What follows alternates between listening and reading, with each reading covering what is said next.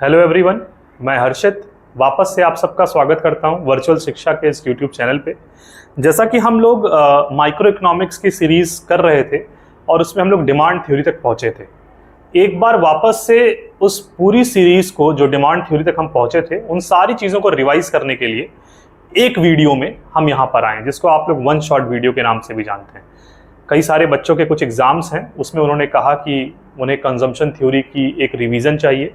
तो जहाँ तक मैंने आपको वीडियोस में पढ़ाया है, डिमांड तक पढ़ाया है, मैं डिमांड तक की सारी चीज़ें इस एक वीडियो में कवर करने जा रहा हूँ। तो आप वीडियो को ध्यान से देखिए। वीडियो अगर आपको अच्छा लगे तो उसे लाइक कीजिए, शेयर कीजिए, चैनल को सब्सक्राइब भी कीजिएगा, ठीक है। और कमेंट बॉक्स में बताइए कि आपको वीडियो कैसा लग रहा है, ठीक है। चलिए शुरू करते हैं इन सारे एडवर्टीजमेंट्स के बाद, क्योंकि डिमांड का एक फैक्टर्स एडवर्टीजमेंट भी तो है। तो ठीक है, शुरू करते हैं। चैप्टर नंबर 1 हमारा क्या है? चैप्टर नंबर 1 है हमारा इकोनॉमी एंड इकोनॉमिक्स। जब हम इकोनॉमी एंड इकोनॉमिक्स की बात करते हैं तो इकोनॉमी एंड इकोनॉमिक्स में हम लोग पहले बात करते हैं इकोनॉमी के बारे में। तो जब भी हम इकोनॉमी टर्म की बात करते हैं तो इकोनॉमी टर्म का मतलब हम कहाँ यूज करते हैं? तो हम सुनते हैं इंडियन इकोनॉमी, भारतीय अर्थव्यवस्था, हम सुनते हैं चाइनीज इकोनॉमी, चीन की अर्थव्यवस्था, हम सुनते हैं यूएस इकोनॉमी, एक यूएस की अर्थव्यवस्था। यानी कि हम जब भी इकोनॉमी टर्म का इस्तेमाल करते हैं तो वहां हम किसी अलग अलग एरिया को रिप्रेजेंट कर रहे होते हैं। यानी इकोनॉमी जो होगा वो किसी एरिया को रिप्रेजेंट कर रहा होगा। अब उस एरिया में कुछ सर्टेन रूल्स एंड रेगुलेशंस होंगे, कुछ सर्टेन रूल्स एंड रेगुलेशंस होंगे, और उन सर्टेन रूल्स एंड रेगुलेशंस को चलाए रखने के लिए एक वेल डिफाइंड इंस्टीट्यूशंस होगा। यानी कई सारे क्या होंगे? वेल डिफाइंड इंस्टीट्यूशंस होंगे। तो जब भी किसी एरिया में हम कुछ सर्टेन रूल्स एंड रेगुलेशंस की बात करें और उसको चलाए रखने के लिए कुछ वेल डिफाइंड इंस्टीट्यूशंस की बात करें तो ये सारी बातें मिलकर क्या बताती हैं? किसी इकोनॉमी को बताती हैं। जैसे मान लीजिए हमारे यहां इंडिया की अगर हम बात करें, एक एरिया को रिप्रेजेंट करते हैं हम, उस एरिया में कुछ सर्टेन रूल्स एंड रेगुलेशंस हैं। हम कहते हैं हमारे कॉन्स्टिट्यूशन में ये सारी बातें दी गई हैं आर्टिकल्स के जरिए, बहुत सारे तरीकों से। कई सारी बातें पार्लियामेंट लॉज के रूप में रूल्स एंड रेगुलेशंस बनाती है। तो यानी कि मतलब क्या है कि हम एक एरिया को रिप्रेजेंट कर रहे हैं, उसमें कुछ रूल्स एंड रेगुलेशंस हैं, और उन रूल्स और रेगुलेशंस को चलाए रखने के लिए कुछ वेल डिफाइंड इंस्टीट्यूशंस हैं। जैसे अगर आप लॉ को इधर उधर कुछ गड़बड़ काम करेंगे तो पुलिस स्टेशन एक इंस्टीट्यूशन है। अगर आप पुलिस इंस्टीट्यूशन की बात करेंगे तो उसके अलावा आप हाई कोर्ट, सुप्रीम कोर्ट, कई सारे इंस्टीट्यूशंस हैं हमारे देश में जो इन लॉज को, इन रेगुलेशंस को प्रॉपर तरीके से किसी एक एरिया में चलाए रखने के लिए क्या करते हैं? एक मेजर रोल प्ले करते हैं।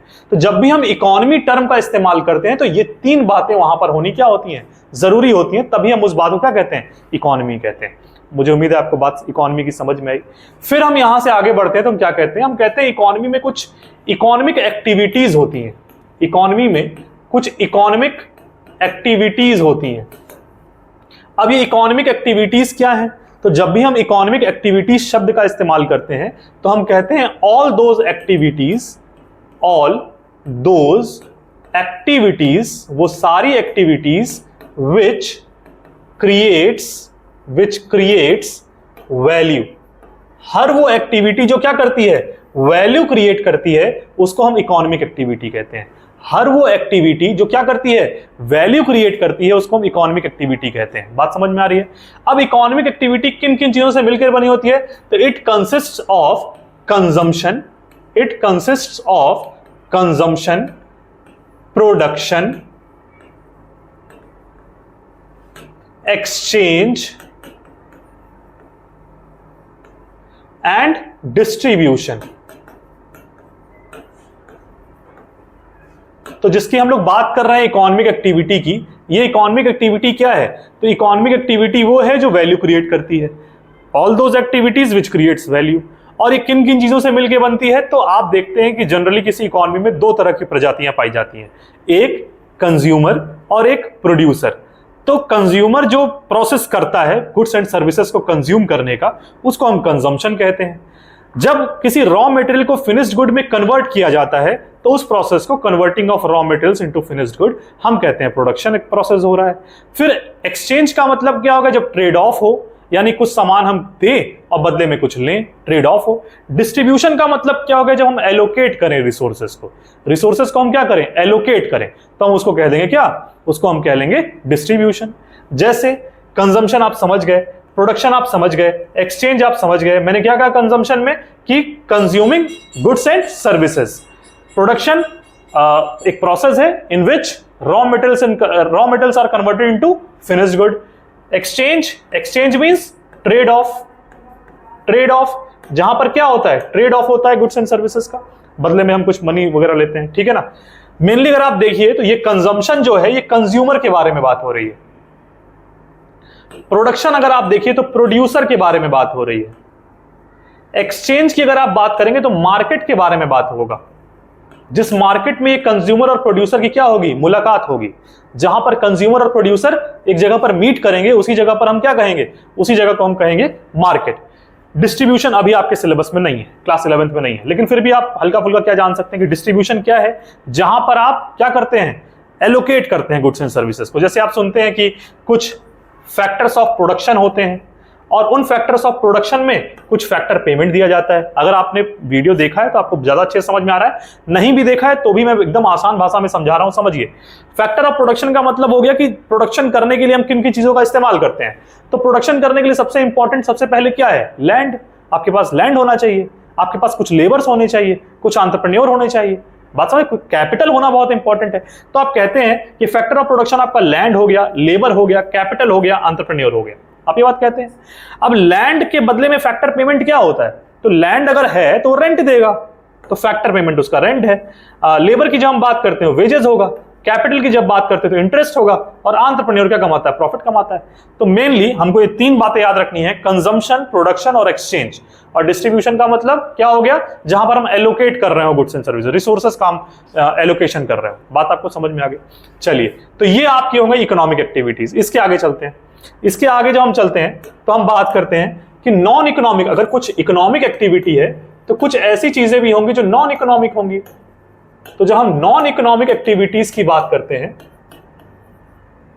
तो हम कहते हैं कि all those activities which does not create value, जो क्या करे, जो वैल्यू क्रिएट ना करे, यानी डज नॉट क्रिएट वैल्यू, जो वैल्यू क्रिएट ना करे। तो ये कौन सी चीजें हैं, तो जितने भी इल्लीगल एक्टिविटीज होती हैं, ऑल इल्लीगल एक्टिविटीज। फिर आप कह सकते हैं कि जो self production for self employed, ये प्रोडक्शन है, प्रोडक्शन फॉर सेल्फ एम्प्लॉयड। जैसे कि ऑल इलीगल एक्टिविटीज का मतलब नॉन इकोनॉमिक एक्टिविटी कैसे हुई, जैसे गैम्बलिंग इंडिया में इकोनॉमिक एक्टिविटी नहीं है क्योंकि हम उसको लीगल नहीं मानते हैं। तो इंडिया के इकोनॉमिक एक्टिविटी में गैम्बलिंग को नहीं लिया जाएगा, लेकिन यूएस में गैम्बलिंग एक लीगल एक्टिविटी है, ठीक है। तो गैम्बलिंग यूएस की इकोनॉमी में क्या है, इकोनॉमिक एक्टिविटी है। तो आप समझ रहे हैं कि हर इकोनॉमी की अपनी कुछ एरिया है जिसमें कुछ सर्टेन रूल्स एंड रेगुलेशंस हैं। यूएस में जो रूल्स एंड रेगुलेशन है वो गैम्बलिंग को एज एन इकोनॉमिक एक्टिविटी मानती है। इंडिया में जो रूल्स एंड रेगुलेशन है वो गैम्बलिंग को नॉन इकोनॉमिक एक्टिविटी मानता है। तो इकोनॉमी का पार्ट क्या है, कौन नहीं है, आप समझ पा रहे हैं, ठीक है ना। तो यानी कि ऑल इलीगल एक्टिविटीज आप समझ गए, स्मगलिंग हो गया, गैम्बलिंग हो गया, आप किडनैपिंग कह लें, आप जितनी भी चीजें, ठीक है ना। प्रोडक्शन फॉर सेल्फ एम्प्लॉयड का मतलब हो गया, जैसे मान लीजिए एक टीचर है, जैसे मान लीजिए कोई टीचर ही है, कोई टीचर एक्स है, अगर वो अपने घर में किसी छोटे भाई बहन को पढ़ा रहा है जिसका नाम वाई है, तो इसको वो पढ़ाएगा लेकिन इससे वो कुछ पैसे नहीं लेगा, इससे कुछ वैल्यू क्रिएट नहीं करेगा। बात समझे, एक डॉक्टर है, उसके घर में अगर कोई बीमार पड़ गया तो वो वेट नहीं करेगा कि नर्सिंग चार्ज क्या होगा, कंपाउंडर को बुलाओ, ये करो वो करो, वो बहुत सारे सर्विसेज को क्या करेगा, इग्नोर करेगा।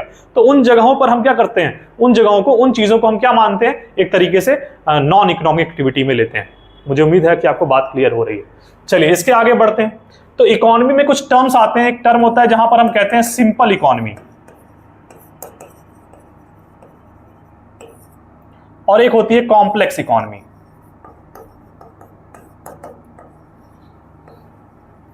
सिंपल इकोनॉमी का मतलब हो गया जहां पर म्यूचुअल इंटरडिपेंडेंस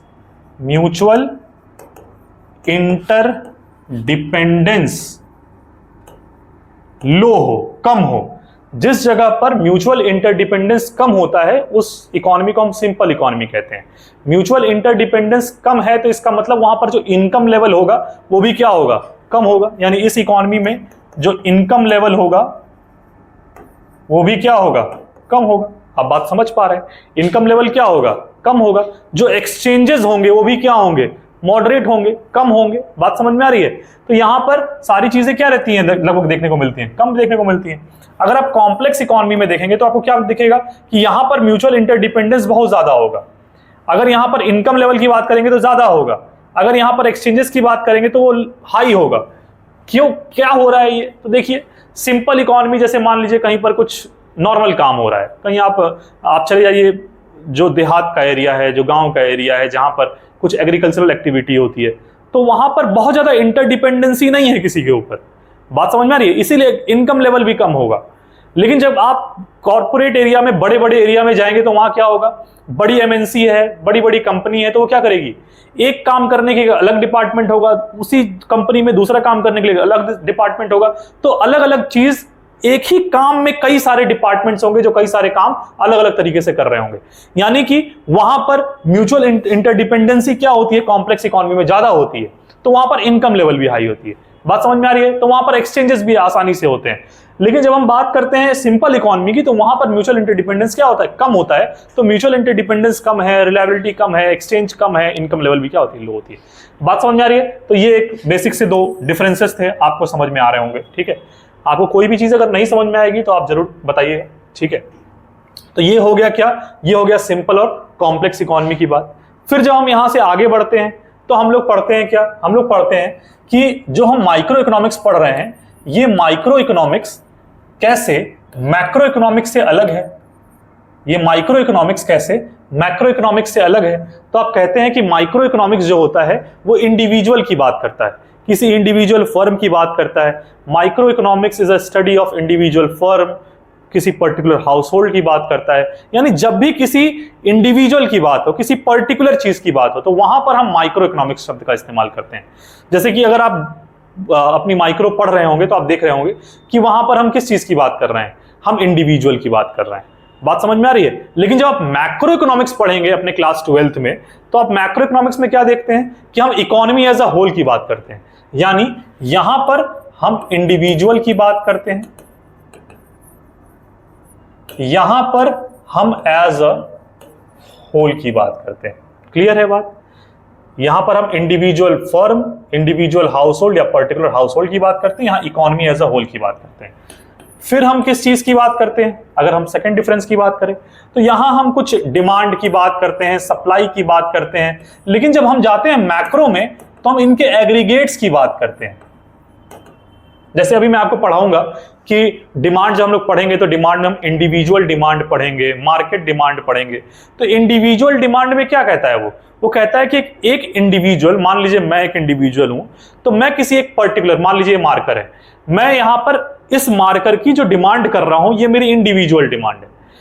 मार्केट डिमांड क्या है, मार्केट डिमांड इसी एक कॉमोडिटी की मेरे जैसे 4, 5, 6, 10 लोग क्या कर रहे हैं, इसी एक कॉमोडिटी की जो डिमांड कर रहे हैं उसको मार्केट डिमांड कह रहे हैं। यानी वहां पर पूरी माइक्रो में, डिमांड में भी हम क्या देख रहे हैं कि सिंगल कॉमोडिटी की बात हो रही है। जब एक इंडिविजुअल उस सिंगल कॉमोडिटी की डिमांड कर रहा है तो उसको इंडिविजुअल डिमांड कह दे रहे हैं। जब कई सारे इंडिविजुअल्स मिलकर उस सिंगल कॉमोडिटी की डिमांड कर रहे हैं तो उसको मार्केट डिमांड कह दे रहे हैं। बात क्लियर हो रही है। तो ये आपका इंडिविजुअल डिमांड और मार्केट डिमांड में बन सकता है। मतलब कहने का क्या है कि हम यहां पर डिमांड और सप्लाई की बात करते हैं जो इंडिविजुअल लेवल पर होती है। लेकिन जब हम मैक्रो की बात करते हैं तो वहां पर एग्रीगेट्स की हम बात कर रहे होते हैं। क्लियर है। थर्ड डिफरेंस की अगर हम बात करें तो हम कह सकते हैं कि माइक्रो को थ्योरी ऑफ प्राइस भी कहा जाता है और मैक्रो को theory of income and employment भी कहा जाता है। बात समझ में आ गई। थ्योरी ऑफ प्राइस की अगर हम बात कर रहे हैं तो माइक्रो इकोनॉमिक थ्योरी की बात हो रही है।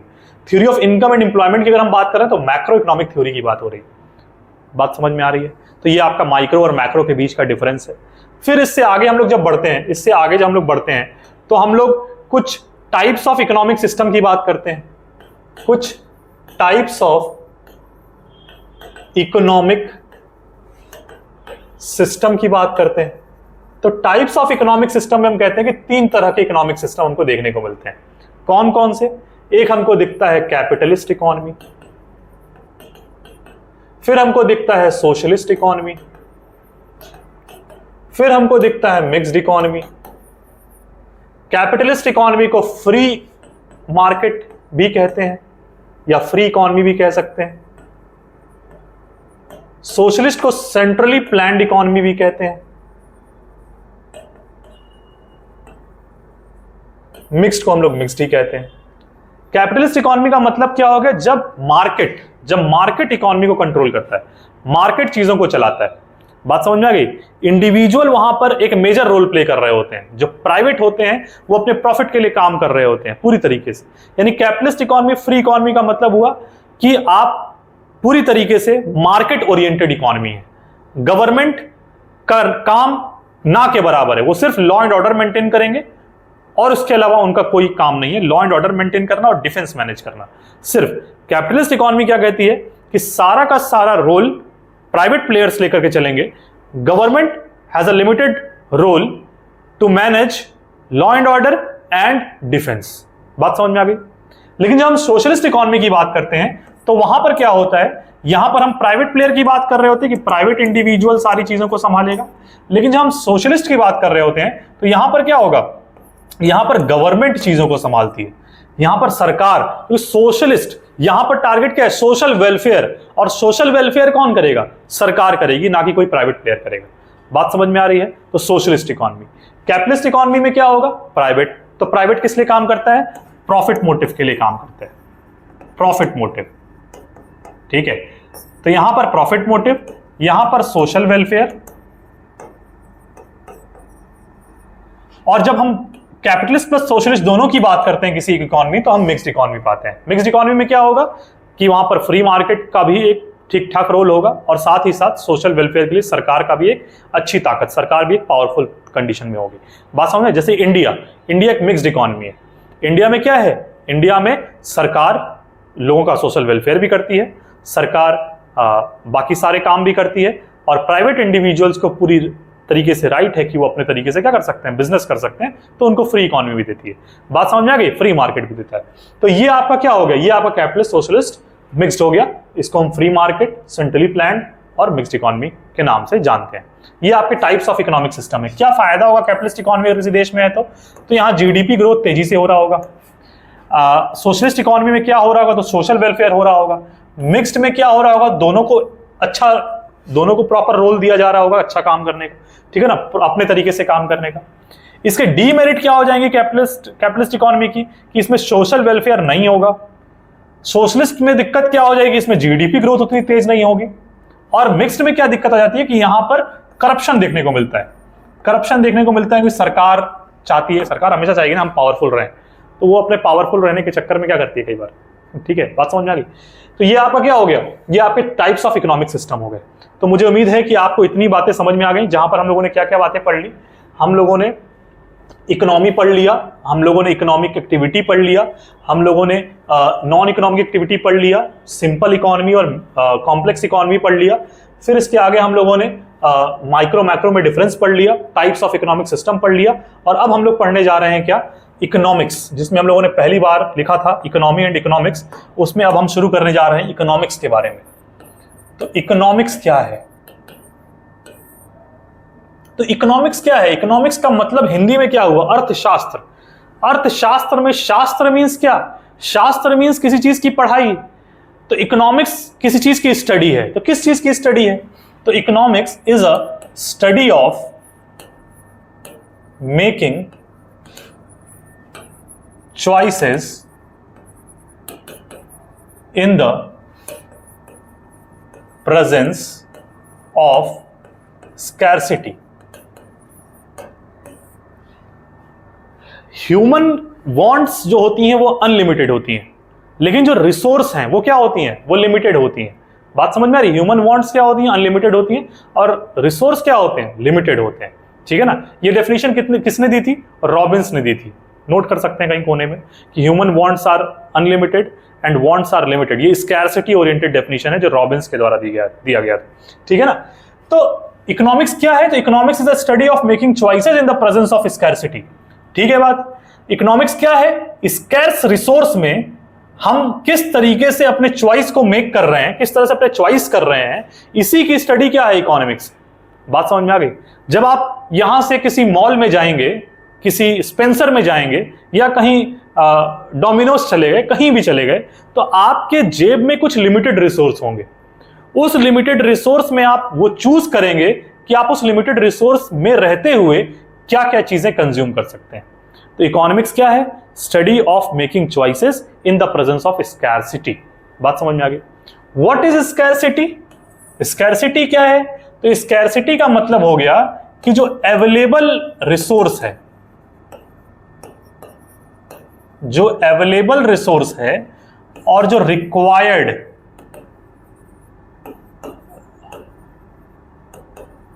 रिसोर्स है, अगर स्कैर्सिटी है तो इसका मतलब क्या हो गया कि जो चीजें प्रेजेंट हैं वो कम हैं जितना चाहिए, यानी साइन क्या हो गया? ऐसा। When available resource is less than the required resource, तो उसी को हम क्या कहेंगे? उसी कंडीशन को स्कैर्सिटी कहेंगे। बात आपको समझ में आ गई? स्कैर्सिटी होने का मतलब क्या हो गया कि यहां पर एक मार्कर है और यहां हम दो लोग हैं, मेरे साथ एक और लोग हैं, हम दो लोग हैं और एक मार्कर है, और हम दोनों उसी पॉइंट ऑफ टाइम पे मार्कर से लिखना चाहते हैं, तो स्कैर्सिटी है मार्कर की। तो ये क्या हो गई? जो अवेलेबल रिसोर्स है वो कम है रिक्वायर्ड रिसोर्स, स्कैर्सिटी। बात समझ में आ गई? तो ये क्या हो गया? ये इकोनॉमिक्स हो गया। बात आपको समझ में आई? अब ये जो स्कैर्सिटी वाली प्रॉब्लम है, ये जो स्कैर्सिटी वाली प्रॉब्लम है,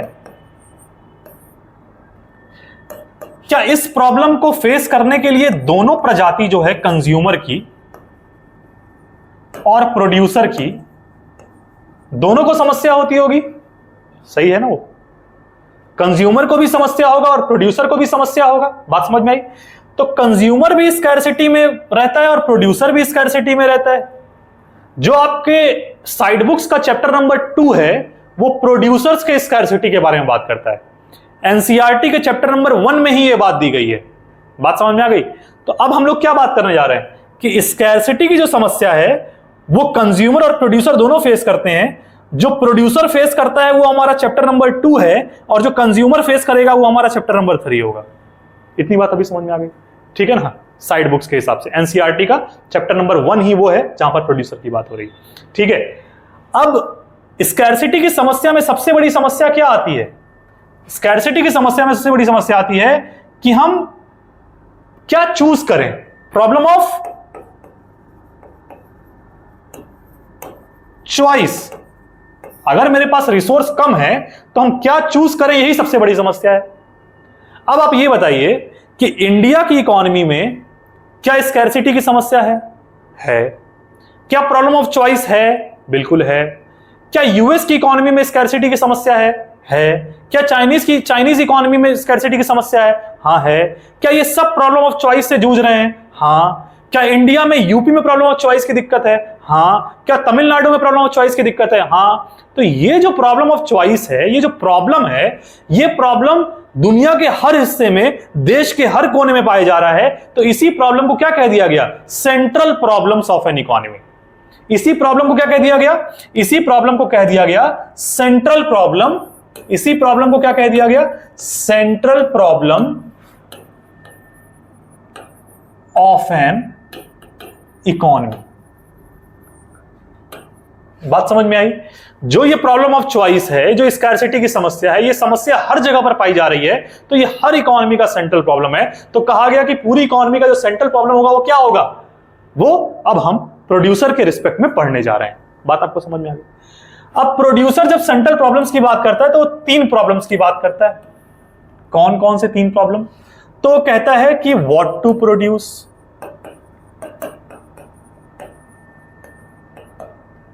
वो कहता है हाउ टू प्रोड्यूस, वो कहता है for whom to produce,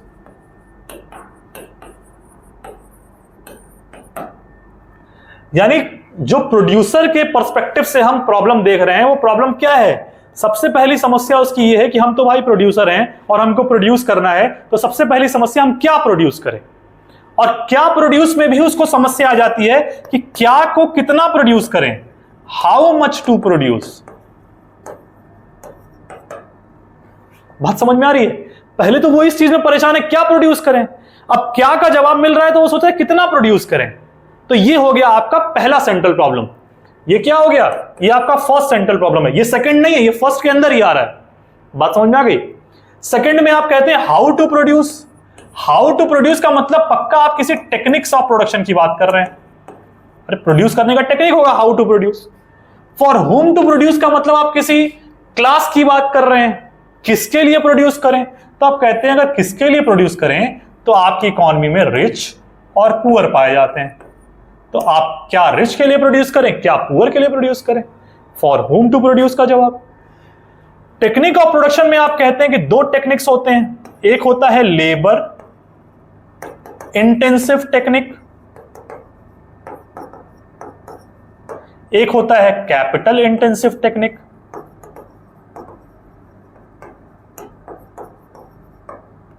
labour intensive technique का मतलब हो गया वो टेक्निक प्रोडक्शन का जिसमें लेबर्स ज्यादा प्रोड्यूस कर रहे हैं as compare to capital. Labours का प्रोडक्शन ज्यादा है एज कंपेयर टू कैपिटल, उसको हम कह दिए लेबर इंटेंसिव टेक्निक।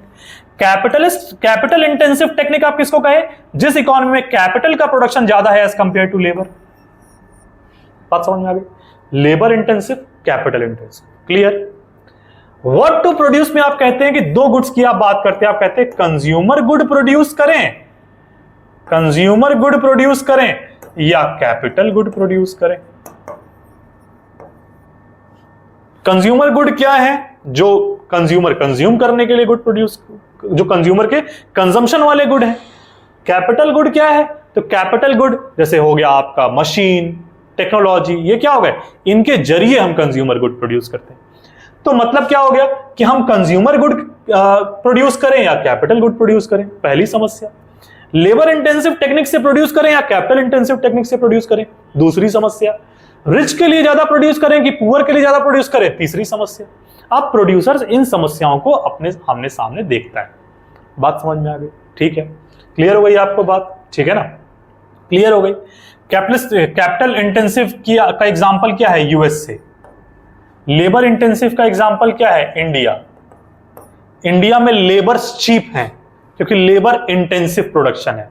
जहां पर भी किसी चीज की सप्लाई ज्यादा होगी, हमारे यहां क्या है, सप्लाई ऑफ लेबर बहुत ज्यादा है, तो सप्लाई ऑफ लेबर ज्यादा है तो लेबर क्या होंगे, यहां चीप होंगे। चीप होने का मतलब यहां किस चीज से है कि सस्ते से है। ठीक है, बात समझ, लेबर इंटेंसिव। ठीक है, कैपिटल इंटेंसिव का मतलब जहां पर कैपिटल सस्ता हो, क्योंकि कोई भी चीज कहीं पर ज्यादा होती है। कैपिटल इंटेंसिव का मतलब क्या हो गया कि कैपिटल एबंडेंट कंट्री की हम बात कर रहे हैं। लेबर इंटेंसिव का मतलब क्या होगा, लेबर एबंडेंट कंट्री की हम बात कर रहे हैं। तो इंडिया लेबर एबंडेंट है, यूएस कैपिटल एबंडेंट है। इसीलिए आप सुनते होंगे कि बाहर से आईफोन मंगा लो, बाहर से लैपटॉप मंगा लो। क्यों? क्योंकि वो कैपिटल इंटेंसिव कंट्री है, वहां कैपिटल एबंडेंट है, तो वहां कैपिटल सस्ता होगा। बात समझ में आ गई? जिस चीज की सप्लाई जहां पर ज्यादा होगी उसकी प्राइस क्या होगी, कम होगी। तो आपको ये बात समझ में आ गई। फॉर होम टू प्रोड्यूस में आप रिच और पुअर की बात कर लेंगे। ये हो गया आपका central problems of an economy. ठीक है, इसके आगे हम लोग बढ़ते हैं तो कहते हैं कि इसी में एक और बात हो जाती है कि जो हमारा फ्री मार्केट है, फ्री इकोनॉमी जो है, फ्री इकोनॉमी, फ्री इकोनॉमी में किस टेक्निक का इस्तेमाल किया जाए, लेबर का, कैपिटल का। सोशलिस्ट इकोनॉमी में किस चीज का इस्तेमाल किया जाए, बात समझ में आ रही है, किस टेक्निक का इस्तेमाल किया जाए, कौन सा चीज कैसा होगा। तो सीधी सी बात है, फ्री इकोनॉमी का मतलब क्या हो गया, फ्री इकोनॉमी का मतलब हो गया वो इकोनॉमी जो मार्केट कंट्रोल्ड इकोनॉमी है। मार्केट कंट्रोल्ड इकोनॉमी का जो सोच होता है, जो प्रोसेस होता है, जो थॉट प्रोसेस होता है, वो प्रॉफिट ओरिएंटेड होता है, प्रॉफिट मोटिव के लिए होता है। और सोशलिस्ट का क्या होता है, सोशल वेलफेयर के लिए होता है। तो जब हम फ्री मार्केट की बात करेंगे यहां पर, तो वहां पर किस चीज की बात करेंगे, हम बात करेंगे कैपिटल इंटेंसिव की, जहां पर हम ज्यादा से ज्यादा क्या कर सकें, प्रॉफिट कमा सकें। ठीक है, जब हम सोशलिस्ट इकोनॉमी की बात करेंगे तो हम किसकी बात करेंगे, हम लेबर इंटेंसिव की बात करेंगे, जिससे क्या हो, ज्यादा से ज्यादा एम्प्लॉयमेंट फ्रेंडली हम काम कर पाए, सोशल वेलफेयर हम कर पाए। बात आपको समझ में आ रही है? इस बात को दिमाग में रखना है। ठीक है ना, फिर आगे चलते हैं, तो इसके बाद आपका जो टॉपिक आता है वो आता है पीपीसी, प्रोडक्शन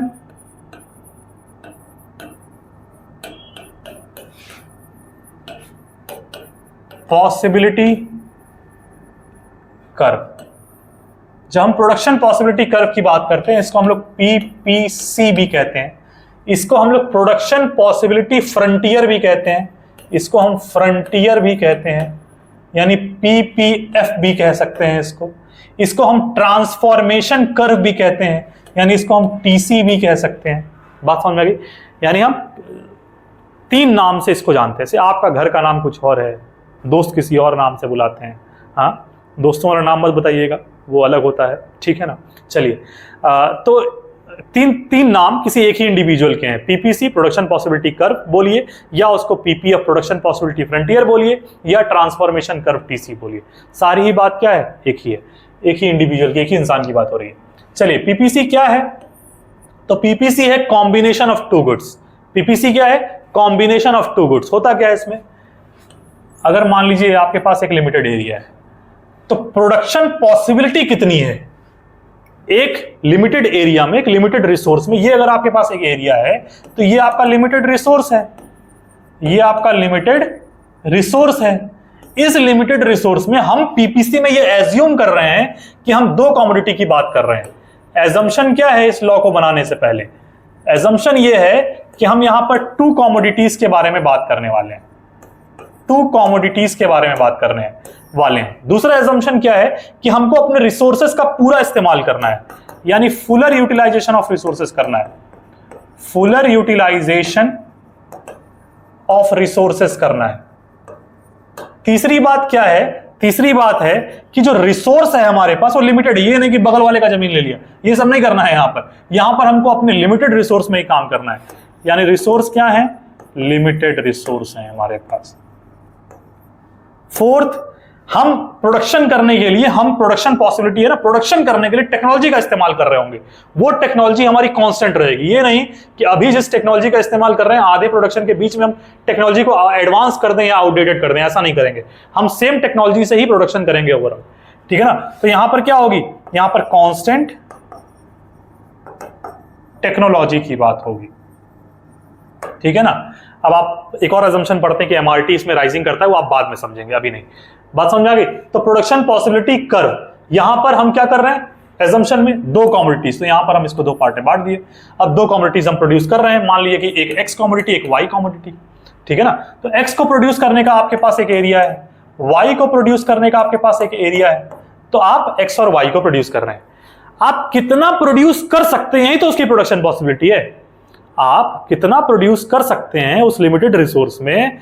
जो गिवन 2 कॉम्बिनेशंस हैं, उन कॉम्बिनेशंस को आप कितना प्रोड्यूस कर सकते हैं लिमिटेड रिसोर्स में कांस्टेंट टेक्नोलॉजी के साथ, यही क्या है? पीपीसी है। बात समझ में आ गई? यही क्या है? पीपीसी है। तो ये आपको पीपीसी की बात समझ में आई, पीपीसी का एजम्पशन समझ में आया। पीपीसी की आप डेफिनेशन लिख सकते हैं। क्या लिख सकते हैं कि PPC is a combination of 2 goods, ठीक है ना, which shows the production possibility of 2 commodities with limited resources and constant technology। बात समझ में आ गई? जो बात हम समझ रहे हैं उसी बात को हमको लिख देना है। बात समझ में आई? अब यहां से जब हम पीपीसी की बात आगे करते हैं, तो हम पीपीसी की बात करने के लिए एजम्पशन की बात कर लिए, पीपीसी का डेफिनेशन समझ लिए, पीपीसी के शेड्यूल के बारे में बात करते हैं। पीपीसी के शेड्यूल के बारे में बात करते हैं। पीपीसी के जब हम शेड्यूल के बारे में बात करते हैं, तो पीपीसी का शेड्यूल जब हम बनाते हैं, तो क्योंकि हम कह दिए हैं कि ये 2 गुड्स की बात कर रहा है, तो मान लीजिए यहां पर हम गुड एक्स ले लिए, यहां हम गुड वाई ले लिए, ठीक है। 0, 1, 2, 3, 4, जैसे जैसे इस लिमिटेड रिसोर्स में हम गुड एक्स के प्रोडक्शन को बढ़ाते जाएंगे, वैसे वैसे वाई का प्रोडक्शन कम होता जाएगा। क्यों? क्योंकि resources are limited and technology is constant. तो यहां पर हम गुड एक्स के प्रोडक्शन को क्या कर रहे हैं? बढ़ा रहे हैं।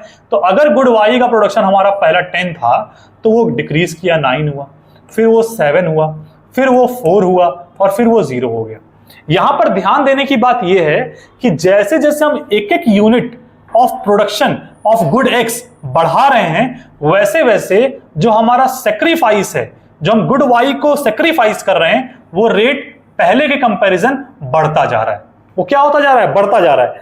यहां पर क्या हुआ, एक को गेन किए तो एक को हम सेक्रीफाइस किए, ठीक है। लेकिन दूसरे केस में जब हम एक को गेन किए तो हम दो को सेक्रीफाइस किए, फिर हम जब एक को गेन किए तो हम तीन को सेक्रीफाइस किए, फिर जब हम एक को गेन किए तो हम चार को सेक्रीफाइस किए। यानी कि सेक्रीफाइस की वैल्यू क्या होती जा रही है, सेक्रीफाइस की वैल्यू क्या होती जा रही है, बढ़ती जा रही है एक यूनिट गेन के साथ, एक एक यूनिट गेन के साथ, ठीक है ना। तो अब इस बात को हम किस बात से समझते हैं, स्लोप से समझते हैं,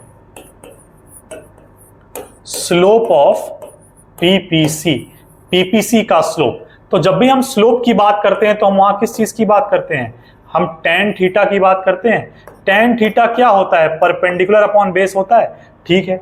तो अगर हम पीपीसी का कर्व ये बनाएं, ये पीपीसी का कर्व हम बनाएं और यहां पर हम गुड x रख लें, यहां पर हम गुड y रख लें, ये y एक्सिस, ये x एक्सिस और ये ओरिजिन, तो हम देखते हैं इन कॉम्बिनेशंस को यहां पर पॉइंट करते हुए कि हमारा कर्व कुछ ऐसा बनता है, हमारा कर्व कैसा बनता है, कुछ ऐसा बनता है। और इस शेप को हम क्या कहते हैं, इस शेप को हम कॉनकेव शेप कहते हैं, कॉनकेव शेप कहते हैं। तो इसीलिए लोग कहते हैं कि पीपीसी का शेप कैसा होता है, कॉनकेव होता है, सही है ना। हाँ, पीपीसी का शेप कैसा होता है, कॉनकेव होता है। बात समझ में आ गई। अब पीपीसी का शेप कॉनकेव क्यों होता है, ये सवाल है। तो पीपीसी का शेप कॉनकेव इसलिए होता है क्योंकि जो इसका स्लोप होता है, पीपीसी का जो स्लोप होता है, क्या, पीपीसी का जो स्लोप होता है, स्लोप ऑफ पीपीसी, जिसको आप एमआरटी कहते हैं या एमओसी कहते हैं। तो पीपीसी का जो स्लोप होता है, एमआरटी या एमओसी, वो लगातार इंक्रीज करता हुआ होता है। जैसे देखिए, स्लोप का मतलब क्या, चेंज, यही है ना स्लोप। तो स्लोप का मतलब ये वाला साइड और ये वाला साइड क्या है, किस चीज का चेंज दिखा रहा है, ये चेंज इन गुड वाई दिखा रहा होगा, ये क्या दिखा रहा होगा, ये चेंज इन गुड एक्स दिखा रहा होगा। तो चेंज इन गुड वाई और चेंज इन एक्स, स्लोप की बात हम कर रहे थे। और स्लोप को अभी हम बोलेंगे tan थीटा, और tan थीटा क्या है, परपेंडिकुलर अपॉन बेस। तो अगर इस चीज को हम देखें, इस वाले एरिया को हम देखें, तो ये हमारा 90 डिग्री है, ये सामने वाला हाइपोटेनस, ये परपेंडिकुलर और ये बेस, यानी स्लोप क्या निकला पीपीसी का, delta y upon delta x. PPC का स्लोप क्या निकला, पी अपॉन बी से, delta y upon delta x. अब बताइए डेल्टा वाई है क्या, तो डेल्टा वाई वो अमाउंट है जो सेक्रीफाइस हुआ है, ये क्या है, डेल्टा सेक्रीफाइस है। और डेल्टा एक्स क्या है, डेल्टा एक्स है आपका जो गेन हुआ है, यानी चेंज इन गेन है। तो यानी कि आपका जो स्लोप होगा पीपीसी का, एमआरटी या एमओसी, उसको निकालने का फॉर्मूला क्या होगा, delta sacrifice upon delta gain. समझ गए ना कैसे हुआ, delta sacrifice upon delta gain. तो पहली बार में तो आपको नहीं पता कितना सेक्रीफाइस किया, तो डैश कर दिए। दूसरी बार में आप देखिए तो आपने 1 का सेक्रीफाइस किया, कितने को गेन करने के लिए, 1 को, तो 1 अपॉन 1 या 1:1। फिर दूसरे में देखिए आपने 2 का सेक्रीफाइस किया 1 यूनिट गेन करने के लिए, फिर आपने 3 का सेक्रीफाइस किया 1 यूनिट गेन करने के लिए, फिर आपने 4 का सेक्रीफाइस किया 1 यूनिट गेन करने के लिए। बात समझ में आया। तो यानी कि पीपीसी में हम क्या देख रहे हैं कि रिजल्ट मिला 1 2 3 4, ये क्या हो रहा है, ये स्लोप बढ़ता हुआ जा रहा है, ये स्लोप क्या हो रहा है, बढ़ता हुआ जा रहा है, इंक्रीजिंग जा रहा है। तो जब भी किसी भी चीज का स्लोप, किसी भी कर्व का स्लोप इंक्रीजिंग होगा तो उसका शेप कॉनकेव होगा। पीपीसी का शेप कॉनकेव इसलिए है क्योंकि उसकी जो स्लोप है, जो एमआरटी है, जो एमओसी है, एमआरटी मतलब marginal rate of transformation, slope of PPC is known as marginal rate of transformation, slope of PPC is also known as MOC, marginal opportunity cost. यानी जब भी स्लोप बढ़ते हुए क्रम में होगा तो शेप क्या होगा, कॉनकेव होगा, कॉनकेव होगा। और जब भी अगर मान लीजिए 1:1 1:1 1:1 1, ये 10 9 8 7 6 होता, ये सेम रेट से अगर डिक्रीज कर रहा होता तो इसका शेप कैसा होता, इसका शेप स्ट्रेट लाइन होता। यानी जब भी स्लोप बढ़ता हुआ होगा तो शेप कॉनकेव होगा, जब भी स्लोप कांस्टेंट रेट पर होगा, कांस्टेंट रेट का मतलब 10 9 8 7 एक एक से केवल डिक्रीज कर रहा है, तो ये क्या होगा, ये स्ट्रेट लाइन होगा। जब भी स्लोप घटता हुआ होगा तो वो कॉन्वेक्स शेप का होगा, कॉन्वेक्स शेप का मतलब सी शेप, ठीक है ना, बात समझ में आ गई, कॉन्वेक्स शेप का होगा। तो मुझे उम्मीद है आपको ये बात समझ में आ गई, स्लोप कैसा होगा, कैसे होगा, बात समझ में आ गई। ठीक है, तो ये आपका पीपीसी का आपने पीछे डेफिनेशन देखा, आपने उसका एजम्पशन देखा, आपने शेड्यूल देखा, ग्राफ देखा। इसी ग्राफ को अपनी भाषा में एक्सप्लेन करना है, इसी ग्राफ को अपनी भाषा में क्या करना है, एक्सप्लेन करना है। ठीक है, नेक्स्ट आगे चलते हैं। अब इसमें एक कंसेप्ट आता है अपॉर्चुनिटी कॉस्ट का।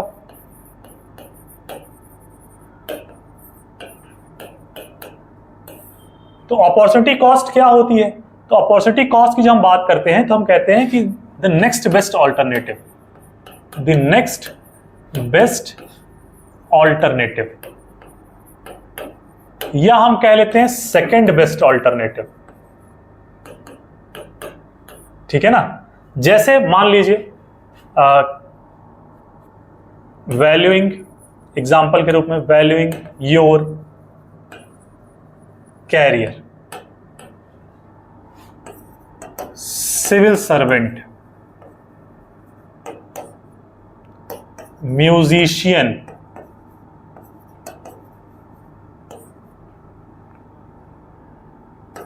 पेंटर, ये प्रोफेशन है जो मान लीजिए इंडिविजुअल के अंदर किस चीज की एक्सपर्टाइज है। वो सिविल सर्वेंट बनना चाहता है, वो देखता है कि वो अच्छा एक म्यूजिशियन भी है, वो देखता है कि वो अच्छा पेंटर भी है, तो देखता है कि सिविल सर्वेंट बनने से उसको 100 की वैल्यू मिल रही है, म्यूजिशियन बनने से उसको 90 की वैल्यू मिल रही है, और पेंटर बनने से उसको 80 की वैल्यू मिल रही है। तो वो किस चीज को बनना पसंद करेगा? जिसमें सबसे ज्यादा उसको वैल्यू मिल रही होगी। तो ये उसका हो गया बेस्ट ऑल्टरनेटिव। लेकिन अपॉर्चुनिटी कॉस्ट क्या है? नेक्स्ट बेस्ट या सेकंड बेस्ट? तो किसको छोड़कर वो सिविल सर्वेंट बनना चाह रहा है? तो पेंटर को छोड़ के तो नहीं, क्योंकि पेंटर से ज्यादा उसको वैल्यू तो म्यूजिशियन में मिल रही है 90 की। तो यानी म्यूजिशियन को छोड़ करके वो शिफ्ट हुआ किस पे? सिविल सर्वेंट पे। तो उसका सेकंड बेस्ट कौन है? म्यूजिशियन। तो यही उसका क्या है? अपॉर्चुनिटी कॉस्ट है। यही क्या है उसका? ओसी, अपॉर्चुनिटी कॉस्ट है। क्लियर हो गई बात? अपॉर्चुनिटी कॉस्ट का कंसेप्ट क्लियर हो गया? ठीक है, कोई डाउट नहीं है। अब इस टॉपिक के, इस चैप्टर के लास्ट जो बातें हैं वो हैं, एक तो आप प्रॉपर्टीज समझ गए होंगे, मैं पहले बता देता हूं प्रॉपर्टीज। प्रॉपर्टीज को इसी स्लाइड पे कर लेते हैं। जब हम प्रॉपर्टीज की बात करते हैं पीपीसी के, तो पीपीसी की दो प्रॉपर्टीज हैं। क्या है? एक तो वो डाउनवर्ड स्लोपिंग होता है, डाउनवर्ड स्लोपिंग होता है। डाउनवर्ड स्लोपिंग होने का मतलब क्या हो गया? डाउनवर्ड स्लोपिंग क्यों हो रहा है? क्योंकि जो गुड एक्स और गुड वाई है, एक को गेन कर रहा है, दूसरा सेक्रीफाइस हो रहा है। तो सीधी सी बात है, इनवर्स रिलेशन है, तो डाउनवर्ड स्लोपिंग होगा। यही बात लिखना है वहां पर। क्या? कि वहां पर गुड एक्स को गेन करने के लिए गुड वाई को सेक्रीफाइस करना पड़ रहा है, तो इनवर्स रिलेशन है, तो जो स्लोप होगा वो क्या होगा? डाउनवर्ड होगा। दूसरा कॉनकेव शेप है। अब कॉनकेव शेप क्यों है तो मैं आपको बता चुका हूं। कॉनकेव शेप इसलिए because of rising MRT, because the slope of PPC is rising, इसलिए शेप इज कॉनकेव। प्रॉपर्टीज आपको दोनों समझ में आ गए? ठीक है। अब इस टॉपिक का जो लास्ट हिस्सा है वो है आपका मूवमेंट। मूवमेंट से अच्छा टर्म लिख लेते हैं, rotation and shifting of PPC. तो पीपीसी के कुछ केसेस होते हैं जिसमें वो रोटेट करता है, और कुछ केसेस होते हैं जिसमें वो क्या करता है? शिफ्ट करता है। तो ध्यान से देखिए,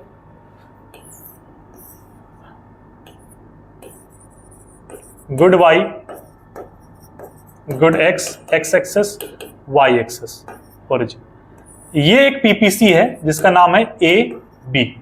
पीपीसी है ए बी। अगर मान लीजिए ए बी का मतलब क्या हो गया कि गुड एक्स प्रोड्यूस जो हुआ है वो ओ बी क्वांटिटी प्रोड्यूस हुआ है, गुड वाई जो है वो ओ ए क्वांटिटी प्रोड्यूस हुआ है। ठीक है। अगर resource of x, good x क्या हो जाए? बेहतर हो जाए, या technology of good x advance हो जाए, तो अब उतना ही में क्या ज्यादा प्रोड्यूस होगा एक्स? यानी अगर x का रिसोर्स बेहतर हो गया है तो x जितना पहले प्रोड्यूस हो रहा था उससे ज्यादा प्रोड्यूस होगा। अगर टेक्नोलॉजी पहले से एडवांस हो गई है, एक खराब मशीन ले लीजिए और एक अच्छी मशीन ले लीजिए, खराब मशीन से कोई चीज प्रोड्यूस कीजिए और अच्छी मशीन से कोई चीज प्रोड्यूस कीजिए, दोनों को सेम अमाउंट ऑफ इनपुट दीजिए। खराब मशीन से वेस्ट ज्यादा निकल जाएगा और आउटपुट सही वाला बहुत कम निकलेगा, लेकिन एडवांस टेक्नोलॉजी से उतने ही इनपुट डालने पर ज्यादा अच्छा आउटपुट आप निकाल पाएंगे। यही बात मैं क्या कह रहा हूं कि अगर टेक्नोलॉजी बेहतर हो जाए, रिसोर्स बेहतर हो जाए, तो क्या होगा, जो बी हमारा जो एक्स है वो पहले से ज्यादा प्रोड्यूस होने लगेगा उतना ही में। यानी ये क्या हो गया, ये राइटवर्ड रोटेट कर गया। क्या कर गया, रोटेट कर गया। ठीक है, अगर यही रिसोर्स पहले से खराब हो जाए और टेक्नोलॉजी आउटडेटेड हो जाए तो पहले से कम प्रोड्यूस होगा, यानी जो पहले से ओबी से ओबी डैश गया था अब वो पहले से कम प्रोड्यूस होगा, ओबी डबल डैश होगा, यानी पहले से कम प्रोड्यूस हो रहा है। बात समझ में आई? रोटेट किया तो राइटवर्ड गया, रोटेट किया तो लेफ्टवर्ड हुआ। रोटेट करके राइटवर्ड तब गया जब रिसोर्स बेहतर हुआ, टेक्नोलॉजी एडवांस हुई।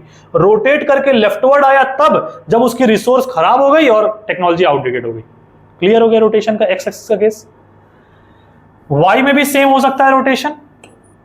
ये हमारा पीपीसी है ए बी।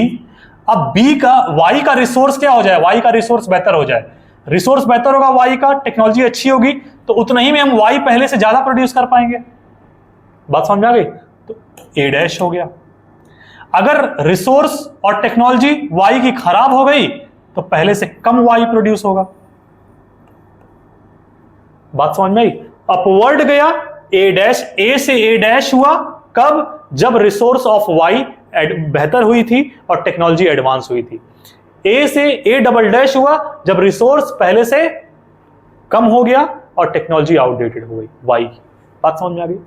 ठीक है, इन दोनों केस में एक बात कॉमन है कि किसी एक को हम फिक्स माने हुए हैं, कांस्टेंट माने हुए हैं, तो रोटेशन हो रहा है। बात समझ में आ गई? एक और केस रोटेशन का क्या हो सकता है जहां पर हम दोनों को कांस्टेंट नहीं मान रहे हैं। यहां हो गया गुड वाई गुड एक्स, ये गुड एक्स था, ये गुड वाई थी, ये पीपीसी है ए बी। अब हम कह रहे हैं कि गुड एक्स पहले से अच्छा हो गया और गुड वाई का रिसोर्स पहले से कम हो गया। एक्स की टेक्नोलॉजी पहले से अच्छी हो गई और वाई की टेक्नोलॉजी आउटडेटेड हो गई। तो अगर एक्स अच्छा हुआ है तो एक्स ज्यादा प्रोड्यूस होगा और वाई खराब हुआ है तो वाई कम प्रोड्यूस होगा। तो ये एक और रोटेशन का केस दिख गया। दोनों को ज्वाइन कर दिए, ये ए डैश और ये बी डैश। जो कह रहा है जैसे कह रहा है वैसे बना देना। बात समझ में आई? पहले ओबी प्रोड्यूस कर रहे थे लेकिन ओबी डैश हो गया, क्यों हो गया कि एक्स अच्छा हुआ था, एक्स का रिसोर्स बेहतर हुआ था, टेक्नोलॉजी एडवांस हुई थी।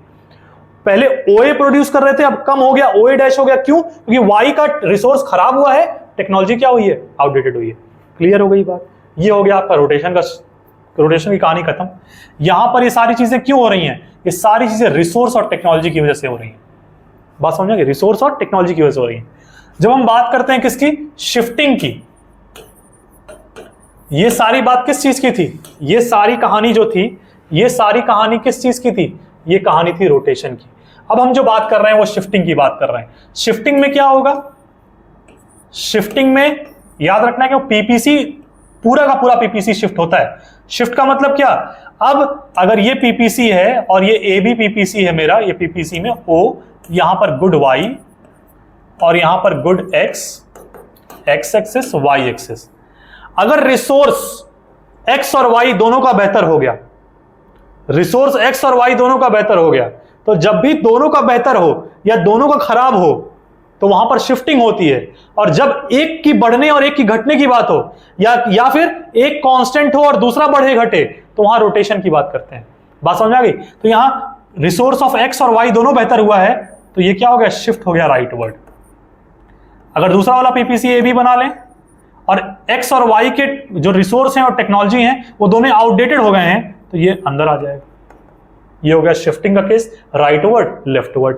राइटवर्ड कब हुआ? जब एक्स एंड वाई दोनों के रिसोर्स बेहतर हुए, टेक्नोलॉजी एडवांस हुई, एडवांस टेक्नोलॉजी हुई। अंदर कब आया? जब रिसोर्स एक्स एंड वाई का क्या हुआ, खराब हुआ, या टेक्नोलॉजी दोनों की क्या हुई, आउटडेटेड हुई। बात समझ में आ गई? तो ये आपका जो केस है ये आपका शिफ्टिंग और रोटेशन का केस है। चैप्टर नंबर 1 एनसीईआरटी से खत्म, चैप्टर नंबर 1 और 2 जो भी साइड बुक से हैं वो खत्म। अब आप एक बार इसको प्रॉपर तरीके से जरूर पढ़िएगा, ठीक है।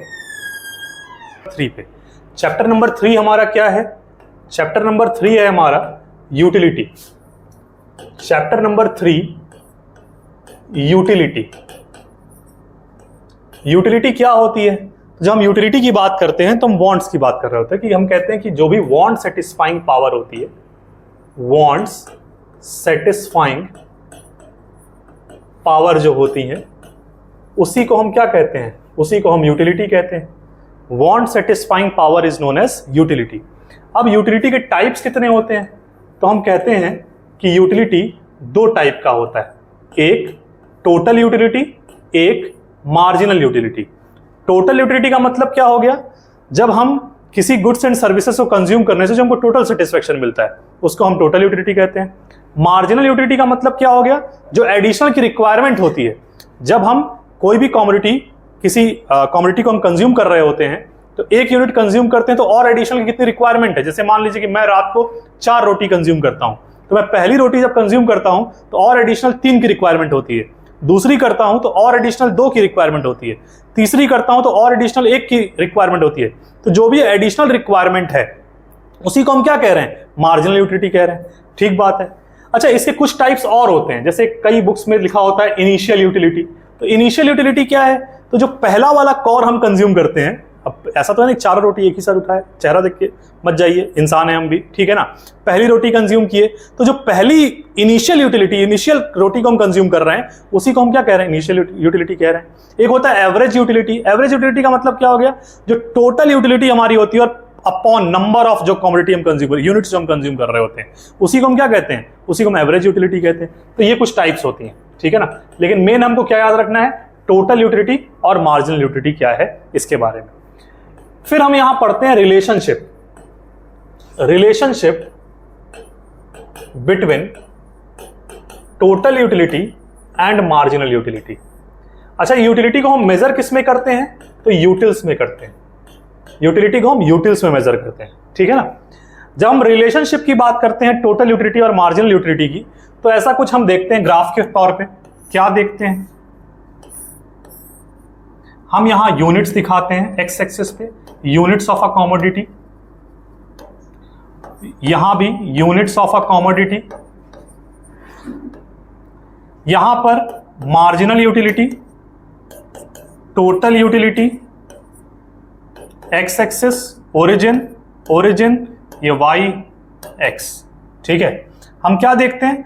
हम देखते हैं कि जैसे जैसे हमारी टोटल यूटिलिटी इंक्रीज कर रही होती है, जैसे जैसे टोटल यूटिलिटी इंक्रीज कर रही होती है, हमारी मार्जिनल यूटिलिटी क्या होती है? डिक्रीज कर रही होती है। जब मेरी टोटल यूटिलिटी मैक्सिमम होती है, जिस समय मेरी टोटल यूटिलिटी मैक्सिमम होती है, उसी जगह पर मेरी मार्जिनल यूटिलिटी क्या होती है? 0 होती है। जब टोटल यूटिलिटी फॉल करना शुरू करती है तो मेरी मार्जिनल यूटिलिटी कहां चली जाती है? नेगेटिव में चली जाती है। बात समझ में आ रही है? पहले 1 रोटी कंज्यूम किए तो मेरी टोटल यूटिलिटी कितनी थी? 4 थी शुरू में। पहली रोटी जब कंज्यूम किए तो मार्जिनल यूटिलिटी रह गई 3 की, दूसरी किए तो 2 की रह गई।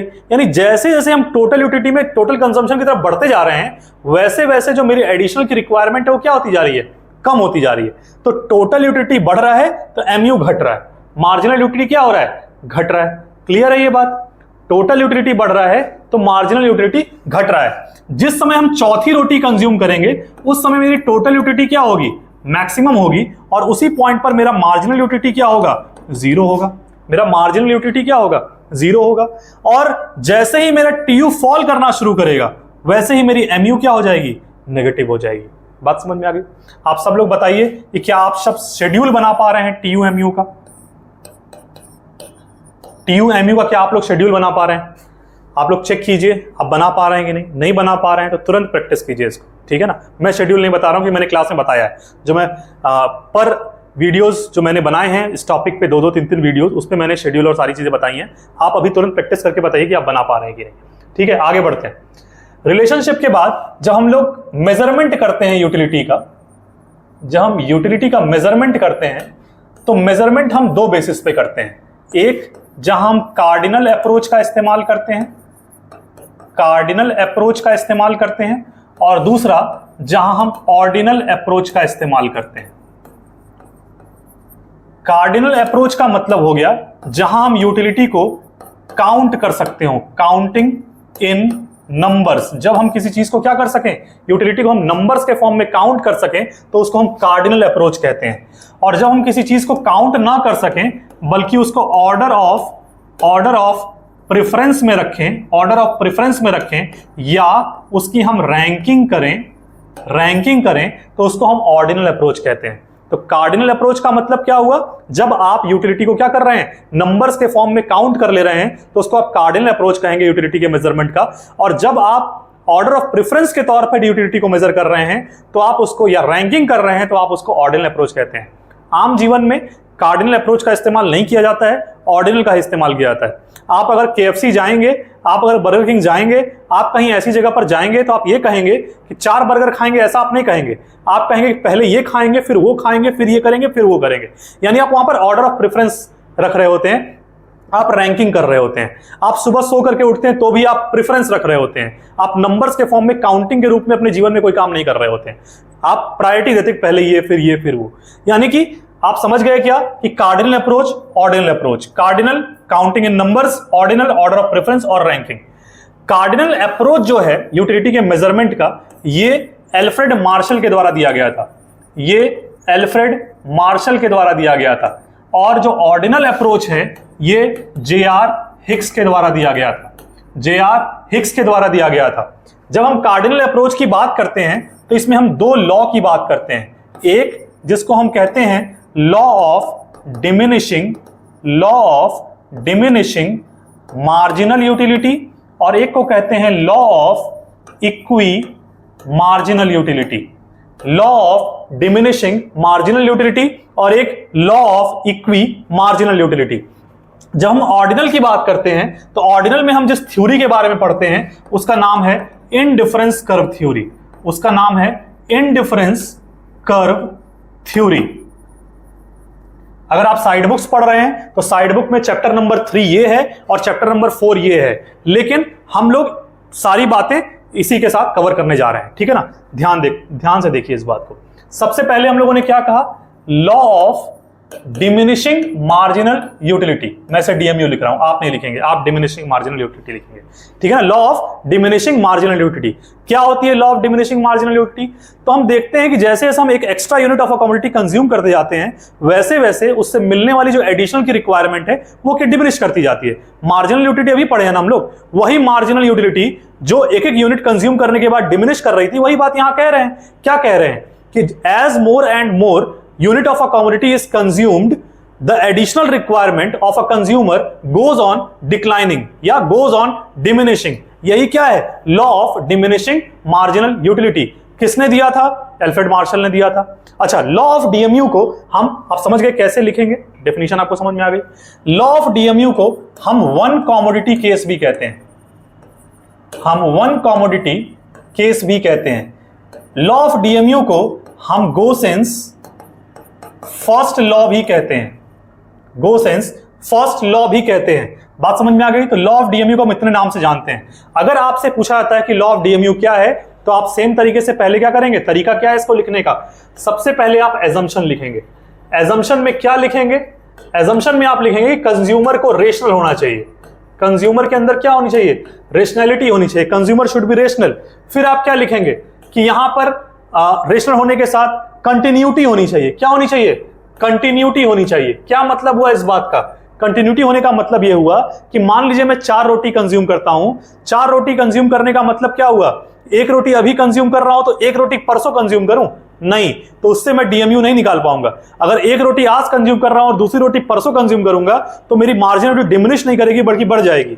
इसीलिए आपके जो रिक्वायरमेंट है, आप जो कंज्यूम कर रहे हैं उसमें क्या होनी चाहिए, कंटिन्यूटी होनी चाहिए।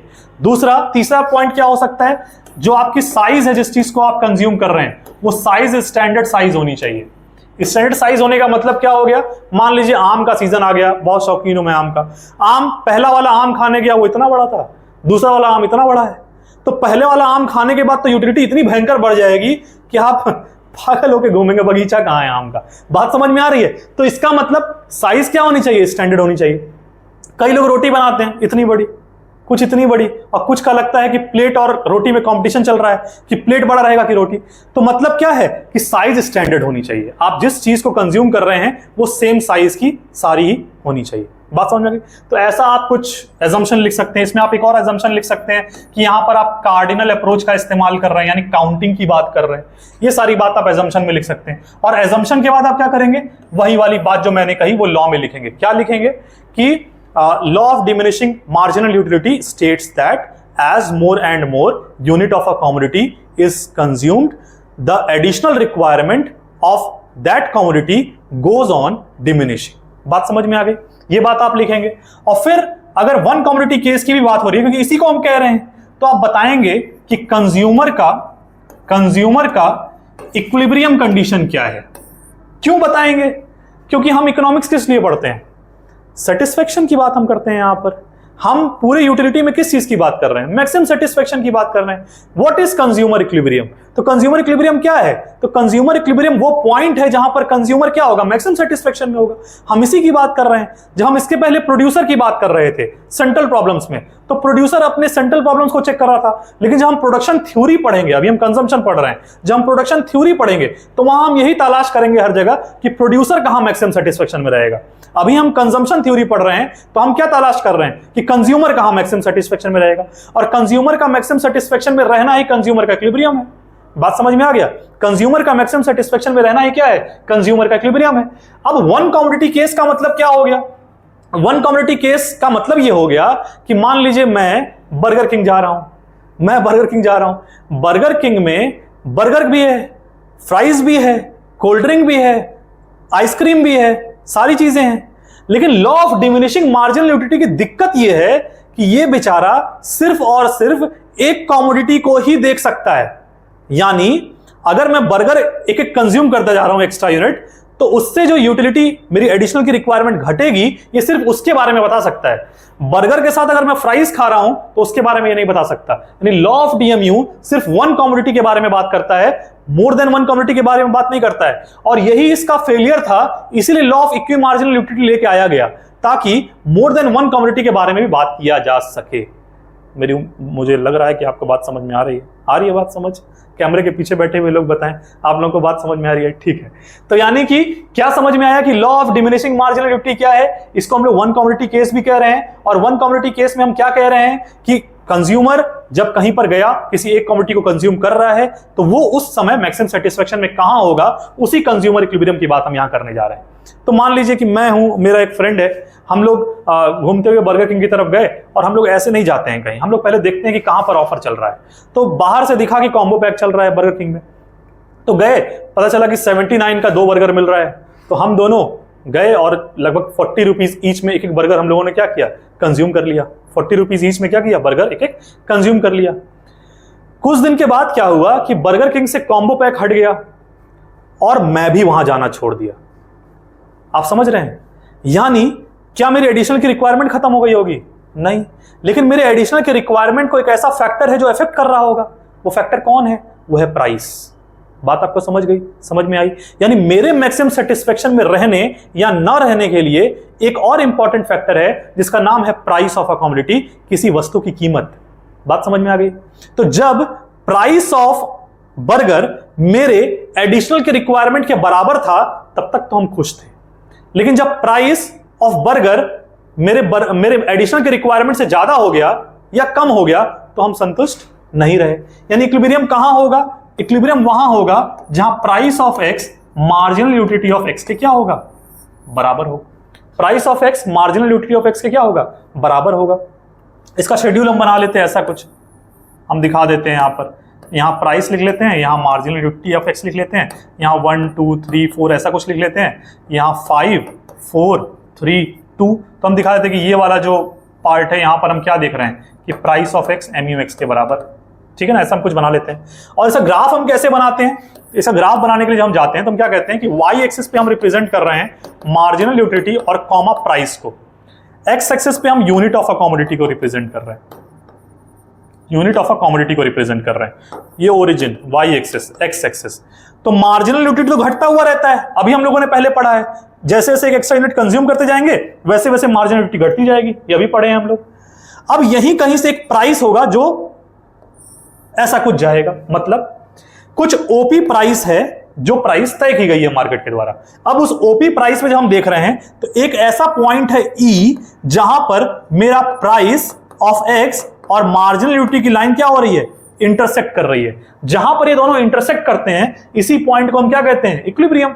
क्यों इक्विलिब्रियम कह रहे हैं, क्योंकि अभी मैंने बताया ना कि जब तक उनका प्राइस और मेरा एडिशनल का रिक्वायरमेंट मैच कर रहा था तब तक हम दोनों सेटिस्फेक्शन में थे, और कंज्यूमर का ही मैक्सिमम सेटिस्फेक्शन में रहना ही कंज्यूमर इक्विलिब्रियम है। बात समझ में आई? इसीलिए कौन सी लेवल हो गई, ये कंज्यूमर इक्विलिब्रियम लेवल हो गया, जहां पर price of x marginal utility of x के बराबर होगा। अब इस ग्राफ को मैं दोबारा बना रहा हूं, इस ग्राफ को मैं दोबारा बना रहा हूं।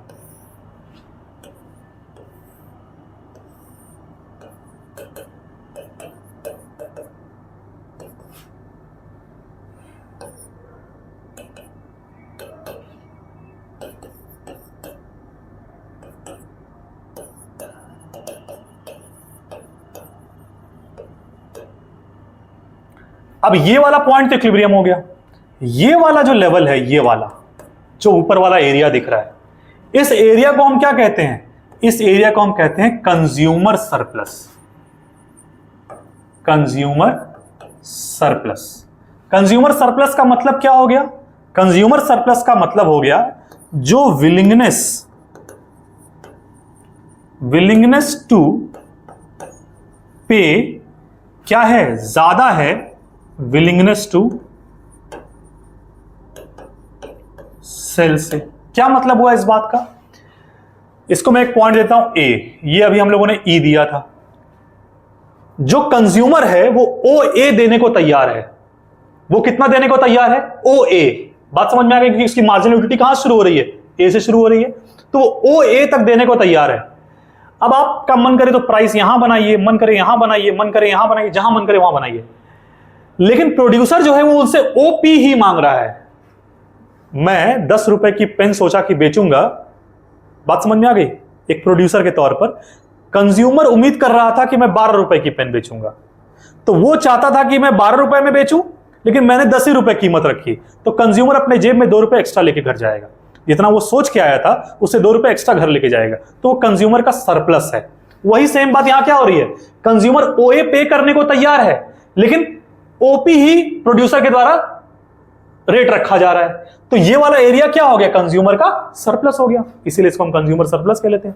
इस एरिया को थोड़ा ध्यान से अगर आप देखें तो आपको इस एरिया में दिख रहा है कि एमयू का कर्व ऊपर है और प्राइस का कर्व नीचे है, यानी ये वाला area MU x greater than P x को भी दिखा रहा है, यानी जिस जगह पर कंज्यूमर सरप्लस है वहां पर मार्जिनल यूटिलिटी ऑफ एक्स क्या है, प्राइस ऑफ एक्स के बराबर है। क्लियर है बात? फिर ये वाली बात अब आप लोगों को पूरी तरीके से समझ में आ गई, कंज्यूमर सरप्लस क्या है, इक्विलिब्रियम क्या है, ये सारी बात कवर हो गई। अब वन कमोडिटी केस से आगे चलते हैं और more than one commodity case पे चलते हैं, जिसको हम लोग क्या कह रहे थे, law of equi marginal utility. Law of equi marginal utility में क्या होगा, law of equi marginal utility में होगा कि यहां पर हम मोर देन वन कमोडिटी की बात करेंगे, मोर देन वन कमोडिटी की बात करेंगे। इसमें हम 2 कंडीशन कंज्यूमर इक्विलिब्रियम के लिए देखते हैं, क्या क्या। पहला कंडीशन कि जो एंटायर इनकम है, एंटायर इनकम है किसी कंज्यूमर का, वो क्या हो जाना चाहिए, स्पेंड हो जाना चाहिए। एंटायर इनकम क्या हो जाना चाहिए, स्पेंड हो जाना चाहिए।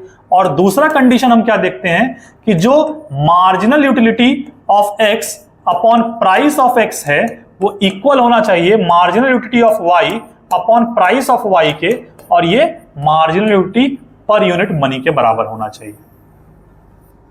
अगर ये 2 कंडीशन कहीं पर फॉलो कर रही है तो इसका मतलब क्या हो गया कि law of equi marginal utility हो रहा है।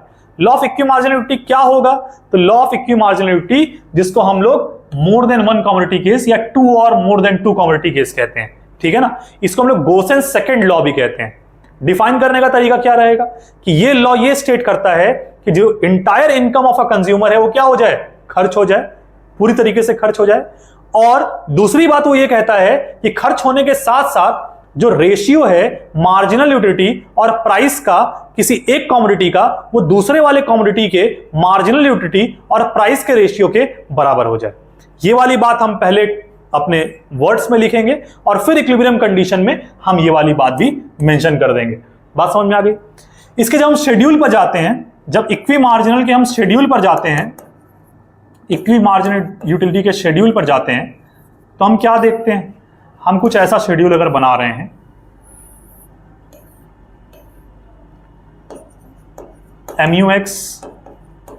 MUX upon PX, MUY upon PY, अगर हम इधर जा रहे हैं और यहां हम कुछ यूनिट्स की बात कर लें,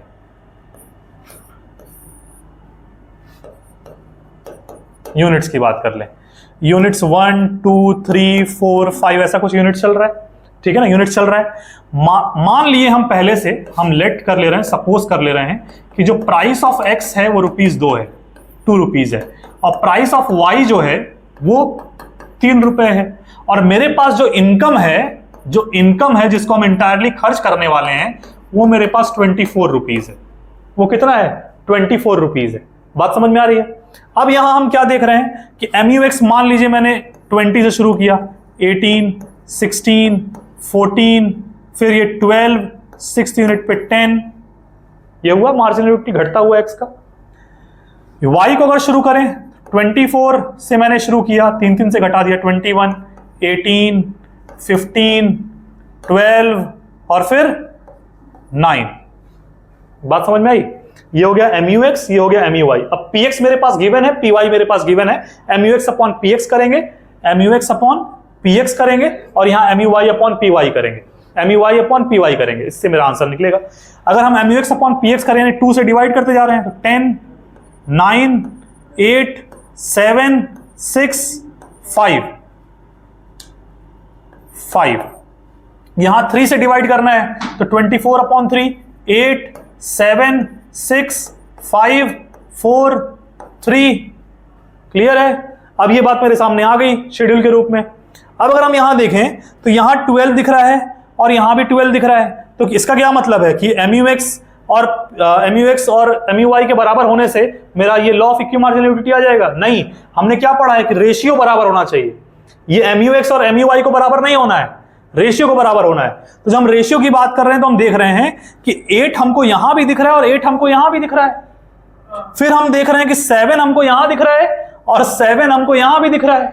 फिर हम क्या देख रहे हैं कि 6 यहां दिख रहा है और 6 यहां दिख रहा है, 5 यहां दिख रहा है और 5 यहां दिख रहा है। तो फिर इसमें से कौन सा ऐसा नंबर है जो हमको इक्वी मार्जिनल पे लेके जा रहा है? तो इसके लिए हमको क्या याद करना पड़ेगा कि मेरा इंटायर इनकम भी खर्च होना चाहिए। तो अगर हम 8 वाले कंडीशन को देखें तो 8 वाले कंडीशन के सामने 3 यूनिट है, तो यानी 3 unit of x, 3 unit of x और प्लस 8 यहां है, 1 unit of y, 1 unit of y। तो 3 यूनिट ऑफ x का मतलब क्या हुआ कि 3 इंटू 2, क्योंकि 2 रुपए का था, 3 इंटू 2 प्लस यहां पर 1 इंटू 3 रुपए का था, तो 3 2 6 और 1 प्लस 1 इंटू 3 3, यानी 9 रुपीज। क्या हमारा इंटायर इनकम खर्च हुआ? मेरे पास तो 24 रुपए थे, 24 रुपीज था। तो अब हम इसको जब चेक करेंगे तो हम देखेंगे कि 5 और 5 वाला जो पॉइंट है, जहां पर 6 यूनिट ऑफ x और 4 यूनिट ऑफ y, यानी 6 यूनिट ऑफ x का मतलब 6 इंटू 2 और प्लस 4 यूनिट ऑफ y का मतलब 4 इंटू 3, ये आ गया 12, ये आ गया 12 प्लस 12 24, यानी इंटायर इनकम खर्च हो गई। बात समझ में आ गई? तो हम ऐसे चेक करेंगे। अगर आपको इस 9 पे ही आंसर को लेके आना है तो आप सेट कर लीजिए, इनकम को यहां 9 लिख लीजिए, पहले ही केस में कहानी खत्म। बात समझ में आ गई? यहां 9 लिख लीजिए। बात आपको समझ में आ रही है? अब इसका ग्राफ कैसा होगा? इसका ग्राफ कैसा होगा?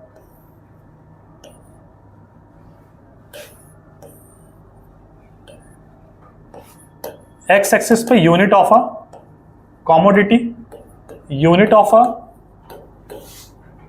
कॉमोडिटी, ओरिजिन y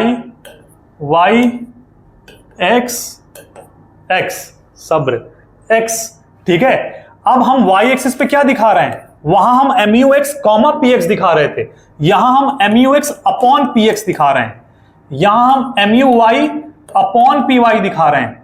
तो अभी हमारा MUX अपॉन PX और MUY अपॉन PY हम लोगों ने निकाला था, वो 5 पे हम लोग देख रहे थे कि कुछ यूनिट्स पे इक्वल आया था। हम सेम जगह पर क्या कर रहे हैं? एक लाइन खींच लिए, एक कांस्टेंट लाइन हम खींच लिए। ये लाइन क्या दिखा रही है कि मेरा MUX अपॉन PX और MUY अपॉन PY दोनों ही क्या आया हुआ है, 5 आया हुआ है, मान लीजिए 5 आया हुआ है। बात समझ में आई, क्या है 5। अब इसी जगह से हम MUX की लाइन खींच दें और MUY की लाइन खींच दें, तो क्या सेम लेवल पर, सेम 5 लेवल पर MUX अपॉन PX और MUY अपॉन PY बराबर हो गया कि नहीं हो गया? हो गया। तो ये आपका ग्राफिकल रिप्रेजेंटेशन है। किताब में आप देखेंगे तो एक ऐसा ग्राफ बनाया हुआ है जहां कुछ इधर से ऐसा बनाया हुआ है, कोई दिक्कत नहीं है। ये ओरिजिन जो है वो x की बात कर रहा है और इधर से जो ओरिजिन है वो y की बात कर रहा है, तो ये आपका MUY हो जाएगा, ये आपका इधर से देखेंगे तो MUX हो जाएगा। इंटरसेक्ट जहां करेगा वहीं सेम लेवल पे प्राइस बना दीजिएगा, ठीक है ना। कोई एक डायग्राम जो आपको समझ में आ रहा है आप उसको एग्जाम में क्या कर सकते हैं, बना सकते हैं, ठीक है ना। बात समझ में आ गई। ये हो गया आपका इक्वी मार्जिनल का केस समाप्त, ठीक है। तो आपका जो चैप्टर नंबर 3 है बुक का वो खत्म हो गया। अब चैप्टर नंबर 4 में इंडिफरेंस कर्व के बारे में बात किया हुआ है। इंडिफरेंस कर्व के बारे में जो बात हुई है उसको भी हम देख लेते हैं। इंडिफरेंस कर्व के बारे में क्या बात हो सकती है? तो इंडिफरेंस कर्व के बारे में ये बात हो सकती है कि इंडिफरेंस कर्व होता क्या है। तो इंडिफरेंस कर्व क्या होता है आप बताइए, बताइए भाई, कोई बताएगा? अच्छा, हम बताएंगे इंडिफरेंस कर्व क्या होता है। तो इंडिफरेंस कर्व जो है वो दो कमोडिटीज के बारे में बात करता है, दो गुड्स के बारे में बात करता है। दो गुड्स के बारे में बात करता है का मतलब क्या हुआ, ऑर्डिनल अप्रोच है हम भाई। इंडिफरेंस कर्व कह रहा है कि हम ऑर्डिनल अप्रोच हैं, अकेले रहेंगे तो ऑर्डर ऑफ प्रेफरेंस कैसा? एक अकेला बच्चा क्लास में टॉप कर रहा है, अकेला एग्जाम दे रहा है, अकेला टॉप कर रहा है, कोई मतलब हुआ इस बात का? नहीं ना, कम से कम दो होने चाहिए ना। तो ऑर्डर ऑफ प्रेफरेंस या रैंकिंग करने के लिए कम से कम दो कम्युनिटीज का होना जरूरी है। तो यहां पर भी हम ये बात एजम्पशन में मान लेते हैं कि दो कम्युनिटीज होती हैं। बात समझ में आ गई। यहां पर ऑर्डिनलिटी का इस्तेमाल करते हैं, ऑर्डिनल अप्रोच है यहां पर। यहां भी रेशनल होना चाहिए कंज्यूमर। बात समझ में आ गई। यहां भी वही बात हो गई। तो एजम्पशंस आपको पता है। यहां पर जो इंडिफरेंस कर्व हम बनाते हैं, जहां पर y एक्सिस पे हम गुड y दिखा रहे हैं और x एक्सिस पे हम गुड x दिखा रहे हैं। क्यों दिखा रहे हैं आप समझ गए। ऑर्डर ऑफ प्रेफरेंस तय करना है, कम से कम दो गुड होने चाहिए, x axis origin, y axis. अब इंडिफरेंस कर्व बनेगा कैसा? तो कई सारे पॉइंट्स होते हैं इस टू प्लेन में, 2D फिगर में कई सारे पॉइंट्स हो सकते हैं, लेकिन हम किन पॉइंट्स को लेंगे जो किसी एक लाइन में, एक प्लेन में क्या कर रहे होंगे, फॉलो कर रहे हैं, एक प्लेन को फॉलो कर रहे होंगे। तो इसको बनाते हुए जब हम देखते हैं तो ये हमारा कर्व जो होता है वो कैसा बनता है, वो कुछ कॉन्वेक्स शेप का बनता है। किस शेप का बनता है? कॉन्वेक्स शेप का बनता है। कैसे होता है, क्या होता है, ये एग्जाम के लिए आज की क्लास है, तो आप डिटेल्ड वाली बात वीडियो में पीछे जाके इंडिफरेंस कर्व में देख सकते हैं, ठीक है ना। ये वाली बात जल्दी वाली बात है, ठीक है ना, लेकिन इंपॉर्टेंट बात यही है। शेप कैसा होगा? कॉन्वेक्स टू द ओरिजिन होगा। ये convex to the origin indifference curve की डेफिनेशन में क्या कहता है कि ये कॉम्बिनेशन ऑफ टू गुड्स को दिखा रहा है, जहां पर level of satisfaction her point पर क्या होगा, इंडिफरेंस कर्व में जो लेवल ऑफ सेटिस्फेक्शन है, लेवल ऑफ सेटिस्फेक्शन वो हर पॉइंट पर क्या होगा, सेम होगा। बात समझ में आ गया। हर पॉइंट पे लेवल ऑफ सेटिस्फेक्शन क्या होगा, सेम होगा। कॉम्बिनेशन ऑफ टू गुड्स हैं जहां पर जिसके कर्व पर मिलने वाले हर पॉइंट पे लेवल ऑफ सेटिस्फेक्शन क्या है, सेम है। बात समझ में आ गई। अब इस कर्व को थोड़ा सा रिलेट कीजिए पीपीसी के साथ। हम लोग पीपीसी का शेप कुछ ऐसा पढ़े थे पीछे, ऐसा हम लोग कहे कि ये क्या है, ये कॉनकेव है। तो कॉनकेव क्यों कहे? इसलिए कहे क्योंकि जो पीपीसी का स्लोप था, पीपीसी का स्लोप वो बढ़ता हुआ था, जिसको आप एमआरटी या एमओसी कह रहे थे, वो इंक्रीजिंग ऑर्डर में था, वो बढ़ता हुआ जा रहा था। एमआरटी इंक्रीजिंग था तो शेप कॉनकेव हो गया। यहां पर इसका शेप कॉन्वेक्स है, इसका मतलब जो आईसी का स्लोप होगा, जो आईसी का स्लोप होगा वो डिक्रीजिंग होगा। वो क्या होगा, डिक्रीजिंग होगा। और आईसी के स्लोप को, जैसे पीपीसी के स्लोप को हम एमआरटी या एमओसी कह रहे हैं, वैसे आईसी के स्लोप को हम क्या कहेंगे, आईसी के स्लोप को हम एमआरएस कहेंगे, यानी मार्जिनल रेट ऑफ सब्स्टिट्यूशन कहेंगे। मार्जिनल रेट ऑफ सब्स्टिट्यूशन कहेंगे। मार्जिनल रेट ऑफ सब्स्टिट्यूशन जो है वो लगातार डिक्लाइन करता हुआ है। लगातार डिक्लाइन करता हुआ कैसा होगा? तो याद कीजिए पीपीसी में हम लोगों ने कुछ ऐसा बनाया था, गुड एक्स और गुड वाई। ये मैं पीपीसी का बता रहा हूं, रिलेट करूंगा उससे। पीपीसी में क्या था, 0 1 2 3 4 ऐसा कुछ पढ़ा था हम लोगों ने, और यहां पर 10 9 7 4 0 ऐसा कुछ पड़ा था, जहां पर हम क्या देख रहे थे कि गेन जो है वो 1 1 यूनिट का ही हो रहा है, लेकिन सेक्रीफाइस पहले 1 का हुआ, फिर 2 का हुआ, फिर 3 का हुआ, फिर 4 का हुआ। लेकिन जैसे ही हम पीपीसी के अलावा आईसी पे जाते हैं तो आईसी में हम क्या देखेंगे, आईसी में अगर हम गुड एक्स और गुड वाई की बात करें, विजिबल है ना, बहुत गंदा तो नहीं हो रहा है, हाँ विजिबल है, गुड एक्स और गुड वाई की बात करें तो यहां हमको एक छोटी सी बात पहले ही ध्यान रखनी है। क्या ध्यान रखनी है कि यहां तो हमने 0 लिखा था, लेकिन आईसी में हम 0 मेंशन नहीं करेंगे। क्यों? क्योंकि उसकी प्रॉपर्टीज में भी हम एक बात पढ़ने वाले हैं कि इनडिफरेंस कर्व ये एक्सिस को टच नहीं करता है, एक्सिस को टच नहीं करता है, तो इसलिए वहां पर 0 नहीं लिखेंगे।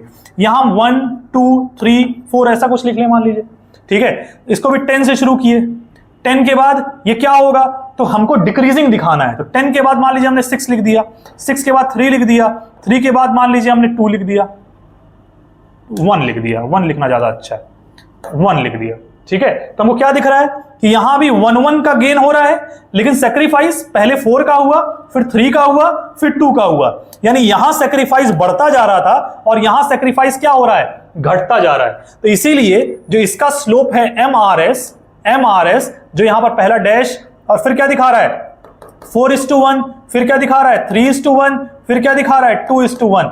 ये MRS कैसा है, डिक्लाइनिंग है, ये MRS डिक्रीज करता हुआ है, इसीलिए शेप कॉन्वेक्स। यहां पर MRT क्या था, इंक्रीजिंग था, इसीलिए शेप कॉनकेव था।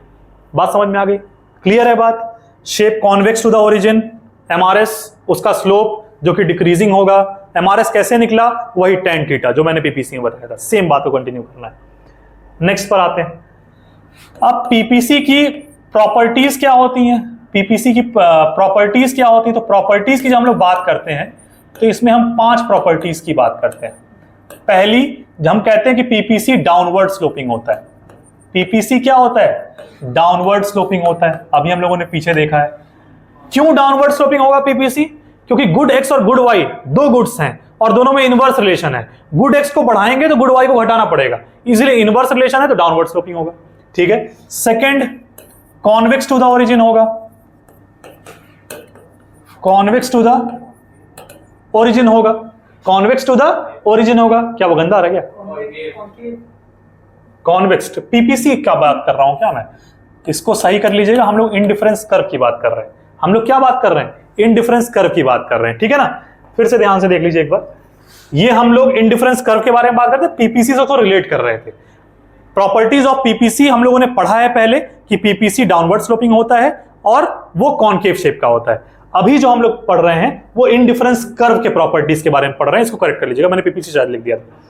तो आईसी का जो प्रॉपर्टीज होगा वो क्या होगा, पहला कि डाउनवर्ड स्लोपिंग होगा और दूसरा कॉन्वेक्स टू द ओरिजिन होगा। तीसरा क्या होगा, तीसरा क्या होगा, बात नहीं करना है, तीसरा क्या होगा, कौन बताएगा, टू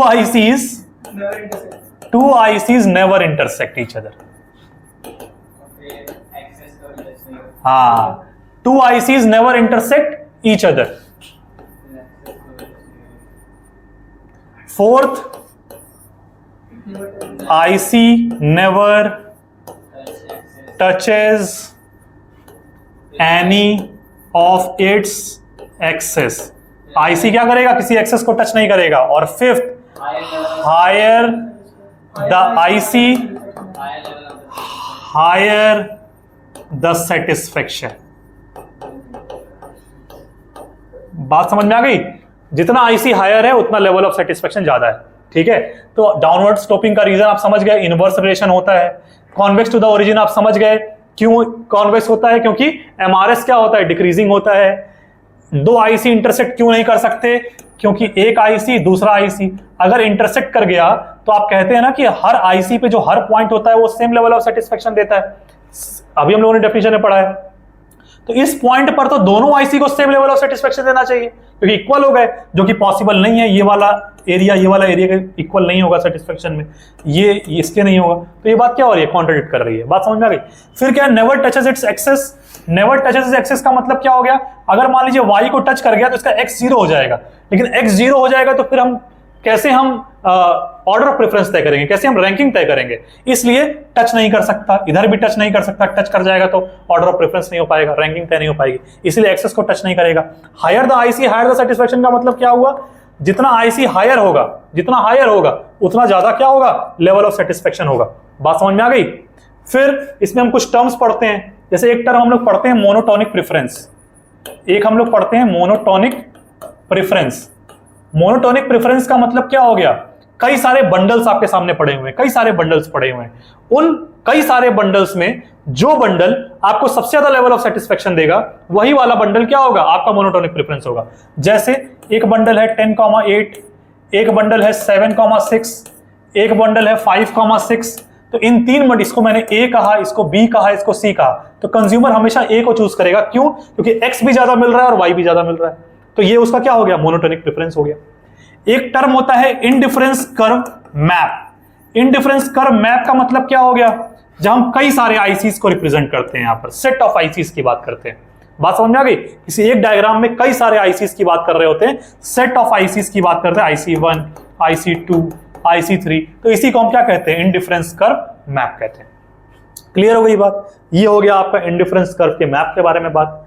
फिर हम लोग आगे बढ़ते हैं, हम लोग आगे क्या कहते हैं, हम लोग कहते हैं कि अब सर इतना कंज्यूमर इक्विलिब्रियम पढ़ लिए तो इंडिफरेंस कर्व का भी कंज्यूमर इक्विलिब्रियम कुछ होगा। तो इंडिफरेंस कर्व का अगर हम कहें कंज्यूमर्स इक्विलिब्रियम थ्रू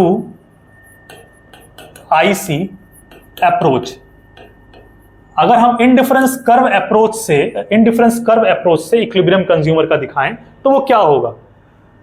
तो इसको करने के लिए हम क्या कर सकते हैं, इंडिफरेंस कर्व ही तो बना सकते हैं।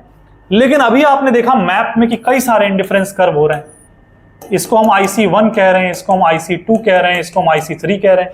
किसको चुने, कौन सा वाला इंडिफरेंस कर्व मेरे लिए मैक्सिमम सेटिस्फेक्शन वाला लेवल है, तो ये डिपेंड करेगा मेरे बजट पर, मेरे लेवल ऑफ इनकम पर। इसीलिए हम यहां क्या पढ़ते हैं, इसीलिए हम इसमें पढ़ लेते हैं पहले कि बजट का कंसेप्ट क्या है, बजट लाइन का कंसेप्ट क्या है, बजट लाइन का कंसेप्ट क्या है। हो सकता है IC1 पे मेरा IC लाई करता हो सकता है IC 100 पर अंबानी का लाई करता हो। बात समझ में रही? लेवल ऑफ इनकम सबका डिफरेंट होगा, उसी के हिसाब से कंज्यूमर इक्विलिब्रियम मिलता है। अभी इस बात को समझते हैं, लेकिन ये समझ में आया कि ये कंज्यूमर इक्विलिब्रियम समझने के लिए बजट लाइन का कंसेप्ट समझना जरूरी है। बजट लाइन क्या है? तो बजट लाइन एक लाइन है जिसमें हम कॉम्बिनेशंस की बात करते हैं, दो गुड्स के ऐसे कॉम्बिनेशंस की बात करते हैं जिसमें जो मेरा इंटायर इनकम है वो खर्च हो जाए। बात समझ में आ गई? जैसे मैं बजट लाइन बना रहा हूं, बजट लाइन का मतलब क्या हो गया कि यहां मान लीजिए अगर मैं गुड एक्स की बात कर रहा हूं, यहां मैं गुड वाई की बात कर रहा हूं, तो हो सकता है ना कि यहां पर मैं केवल गुड एक्स खरीद लूं सारा, मेरे पास पैसा है 100 रुपए, और 100 रुपए का 100 रुपए मैं गुड एक्स पे खर्च कर दूं, मैं कर सकता हूं, मेरा मन। तो अगर गुड एक्स पे पूरा खर्च कर दिया तो गुड वाई वहां पर क्या होगा, 0। यानी 100 रुपए था और 100 रुपए पूरा यहां खर्च कर दिया, तो इसका जो हमको क्या मिला, कोऑर्डिनेट्स मिला, वो क्या मिला, 100,0, x, y लिखते हैं ना coordinates, x, y, abscissa, ordinate, class 10th 9th, ठीक है। तो 100,0। अगर सेम हम पूरा y खरीद लें और x एक भी ना खरीदें तो क्या मिलेगा, 0,100, ठीक है।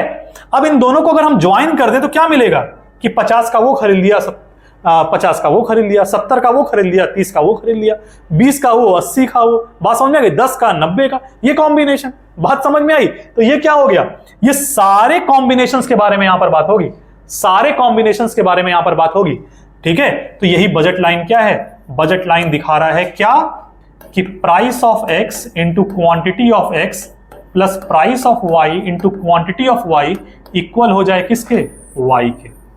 Price of x into quantity of x plus price of y into quantity of y equals entire income. यानी एक्स और वाई को परचेस करने में जो मेरा पूरा इनकम है वो खर्च हो जाए, ठीक है ना। अब क्यों क्वांटिटी लिख दी है सर, ये समझाइए एक बार। तो क्वांटिटी क्यों लिख दी है?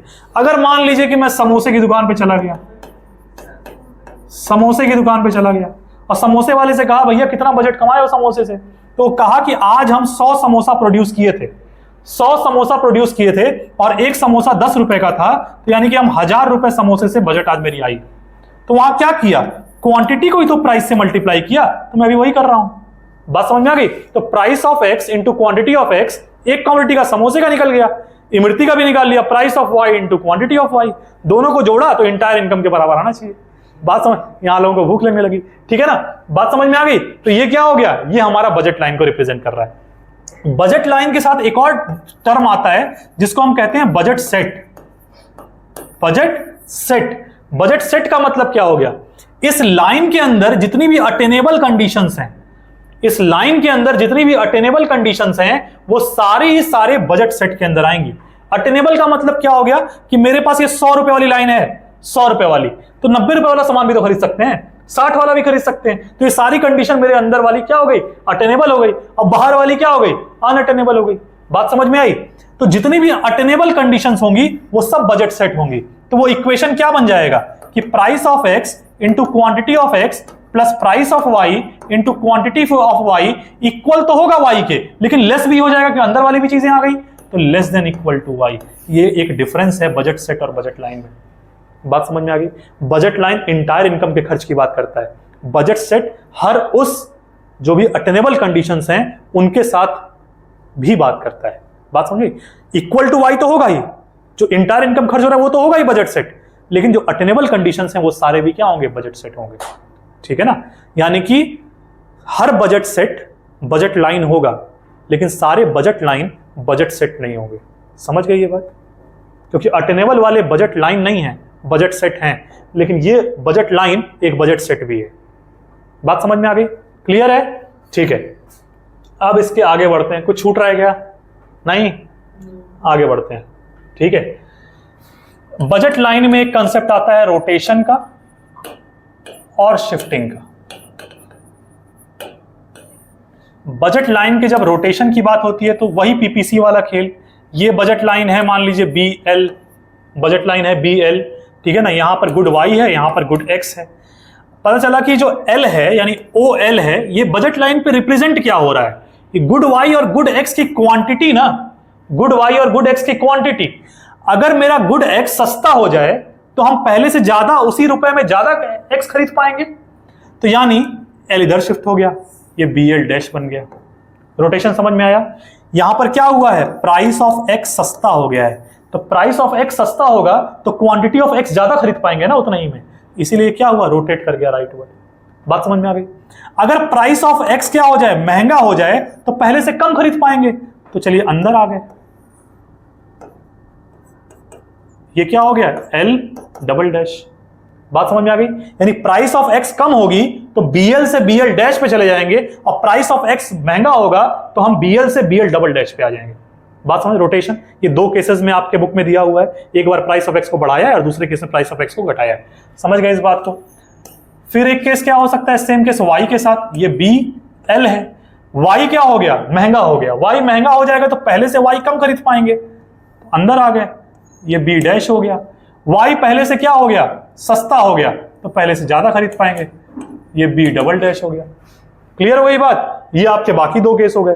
और एक केस और रोटेशन का क्या हो सकता है, ये BL बजट लाइन है, मेरा जो X कमोडिटी है और Y है, X प्राइस ऑफ X कम हो गया है और प्राइस ऑफ Y बढ़ गया है, तो प्राइस ऑफ X कम होगा तो पहले से ज्यादा खरीदोगे, और प्राइस ऑफ Y घटेगा तो पहले से क्या करोगे, सॉरी प्राइस ऑफ Y बढ़ेगा तो पहले से क्या करोगे, कम खरीदोगे।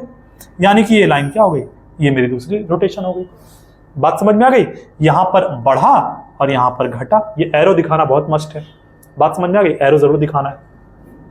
शिफ्टिंग में क्या होगा, ये सारा केस रोटेशन का हो गया। शिफ्टिंग में क्या होगा कि ये मेरी बजट लाइन BL थी, एक जमाना था जब मैं 100 रुपए कमाता था, अब जमाना आ गया मैं 150 रुपए कमा रहा हूं, मैं बहुत अमीर हो गया। तो ये क्या होगा, लेवल ऑफ इनकम बढ़ने से अब बजट लाइन मेरी पूरी की पूरी शिफ्ट हो जाएगी। जब मेरा लेवल ऑफ इनकम ही बढ़ गया तो मैं गुड Y भी ज्यादा डिमांड कर सकता हूं और गुड X भी ज्यादा खरीद सकता हूं। बात समझ में आ गई? एक केस क्या हो सकता है कि बजट लाइन मेरा जो है BL अंदर की तरफ शिफ्ट हो जाए। अंदर की तरफ कब शिफ्ट होगा, जब 100 से मैं 80 पे आ जाऊंगा, 70 पे आ जाऊंगा, ठीक है ना? एक बार और कोविड आ जाए तो आ जाऊंगा, ठीक है ना? बात समझ में आ गई? तो यानी कि ये हो गया शिफ्टिंग का केस। शिफ्टिंग में एक बार क्या हुआ, राइटवर्ड शिफ्ट हुआ, लेफ्टवर्ड शिफ्ट हुआ।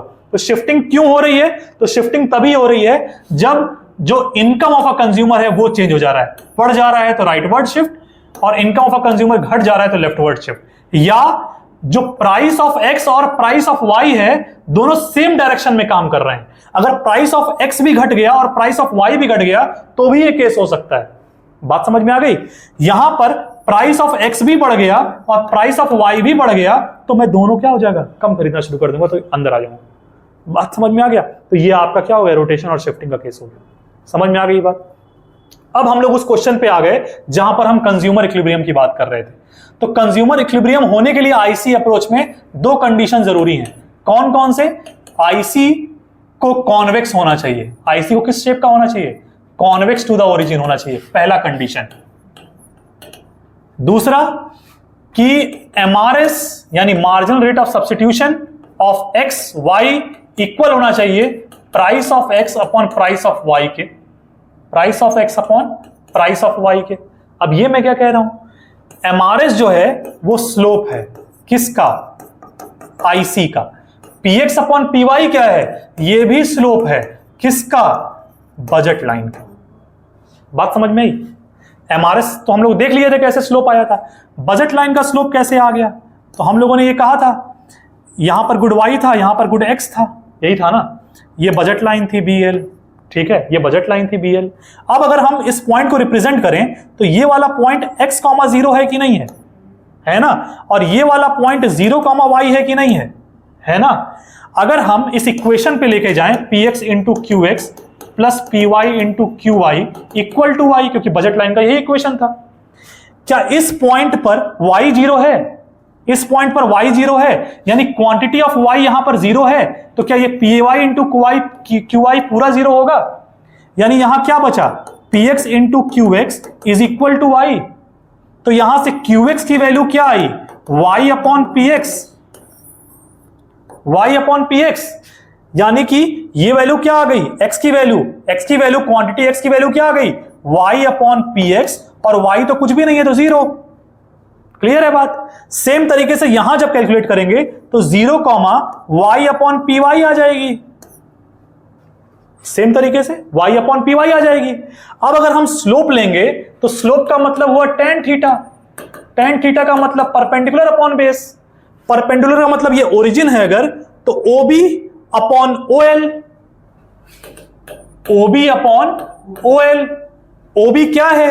तो OB क्या है? अच्छा, क्या हम कह सकते हैं कि OB जो है वो डेल्टा Y है और OL क्या है? वो डेल्टा X है। और डेल्टा Y का मतलब क्या हुआ? Y2 minus Y1 upon X2 minus X1, यही मतलब हुआ ना।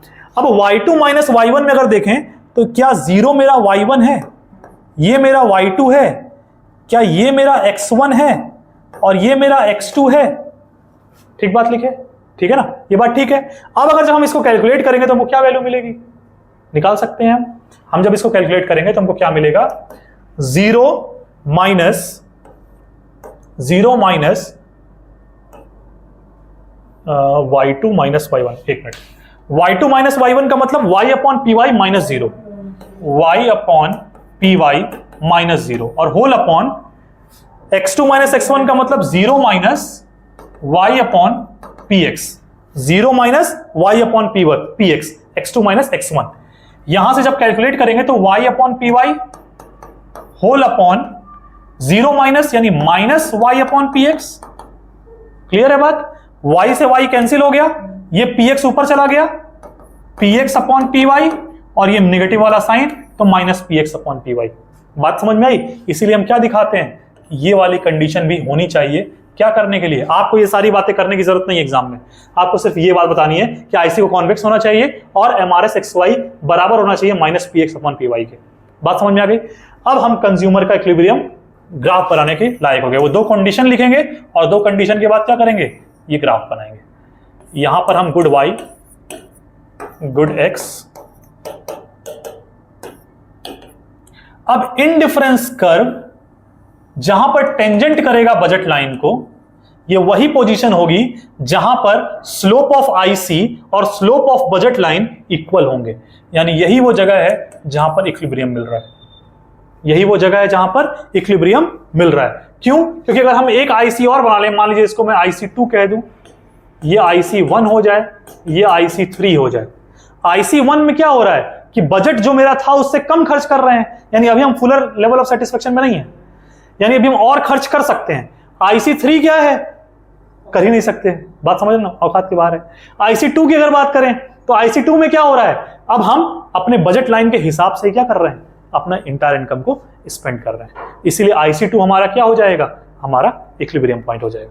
तो ये आपका इंडिफरेंस कर्व भी क्या हो गया, समाप्त हो गया। चैप्टर 1, 2, 3, 4 आपके साइड बुक से खत्म। लास्ट चैप्टर आपका क्या है, डिमांड। लास्ट चैप्टर आपका क्या है, demand, theory of demand. Theory of demand में हम क्या पढ़ते हैं कि डिमांड क्या होता है। तो किसी भी चीज की डिमांड होने के लिए क्या जरूरी है, विलिंगनेस। डिमांड होने के लिए क्या जरूरी है, विलिंगनेस, या आप कहते हैं डिजायर। विलिंगनेस और डिजायर के साथ साथ ये नहीं कि खड़े हैं और नीचे कुछ ऑडियो जा रही है तो मैं महाराज अधिराज हैं, मैं उसकी डिमांड करता हूं, ऐसा नहीं हो सकता, मुझे उसकी डिजायर है, नहीं। विलिंगनेस और डिजायर के साथ क्या इंपॉर्टेंट है, एबिलिटी टू पे। एबिलिटी टू पे यानी उसकी डिजायर तो है, साथ साथ एबिलिटी टू पे है। और ये नहीं कि जा रही हो गाड़ी, कोई बात नहीं, आज से 25 साल बाद पे करूंगा, ये नहीं। At a particular point of time, उसी पॉइंट ऑफ टाइम पे क्या होना चाहिए, at a particular point of time पर वो होना चाहिए। बात समझ में आ गई। यानी किसी चीज की विलिंगनेस, डिजायर और उसी पॉइंट ऑफ टाइम पे एबिलिटी टू पे हो तो उसको हम क्या कहेंगे, डिमांड कहेंगे। अब डिमांड के कुछ डिटर्मिनेंट्स होते हैं, डिमांड के कुछ डिटर्मिनेंट्स होते हैं, या हम कहते हैं डिमांड फंक्शन। हम क्या क्या कह सकते हैं, डिमांड फंक्शन, डिमांड डिटर्मिनेंट्स, या factors affecting demand. Factors affecting demand, बात समझ में आ गई। डिमांड डिटर्मिनेंट्स है ये फैक्टर्स अफेक्टिंग डिमांड है। तो हम लिखते हैं कि demand is a function of price, income, y को मैं इनकम को मैं वाई से रिप्रेजेंट कर रहा हूं, price of related goods, advertisement, ये सारी बात, टेस्ट एंड प्रेफरेंस भी ले सकते हैं, ठीक है ना। तो ये फैक्टर्स कौन से हैं जो डिमांड को प्रभावित करते हैं। मतलब कि प्राइस बदलेगा तो डिमांड बदलेगा, इनकम बदलेगी तो डिमांड बदलेगी, प्राइस ऑफ रिलेटेड गुड्स में कुछ चेंज आएगा तो डिमांड बदलेगा, एडवर्टीजमेंट किसी चीज की ज्यादा होगी कम होगी तो उससे डिमांड में चेंज आएगा। डिमांड के बदलने की वजह से प्राइस नहीं चेंज हो रही है, वो मैक्रो में होगी। माइक्रो में क्या होगा, प्राइस के बदलने की वजह से डिमांड चेंज होगा, इनकम के बदलने की वजह से डिमांड चेंज होगा, प्राइस ऑफ रिलेटेड गुड्स के चेंज होने की वजह से डिमांड चेंज होगा। दोनों में अंतर है, बात समझ में आ गई। तो ये आपको दिमाग में रखना है, ये हो गया डिमांड डिटर्मिनेंट्स। अब यहां से जो बात उठती है वो उठती है क्या, कि लॉ ऑफ डिमांड क्या है। लॉ ऑफ डिमांड क्या है।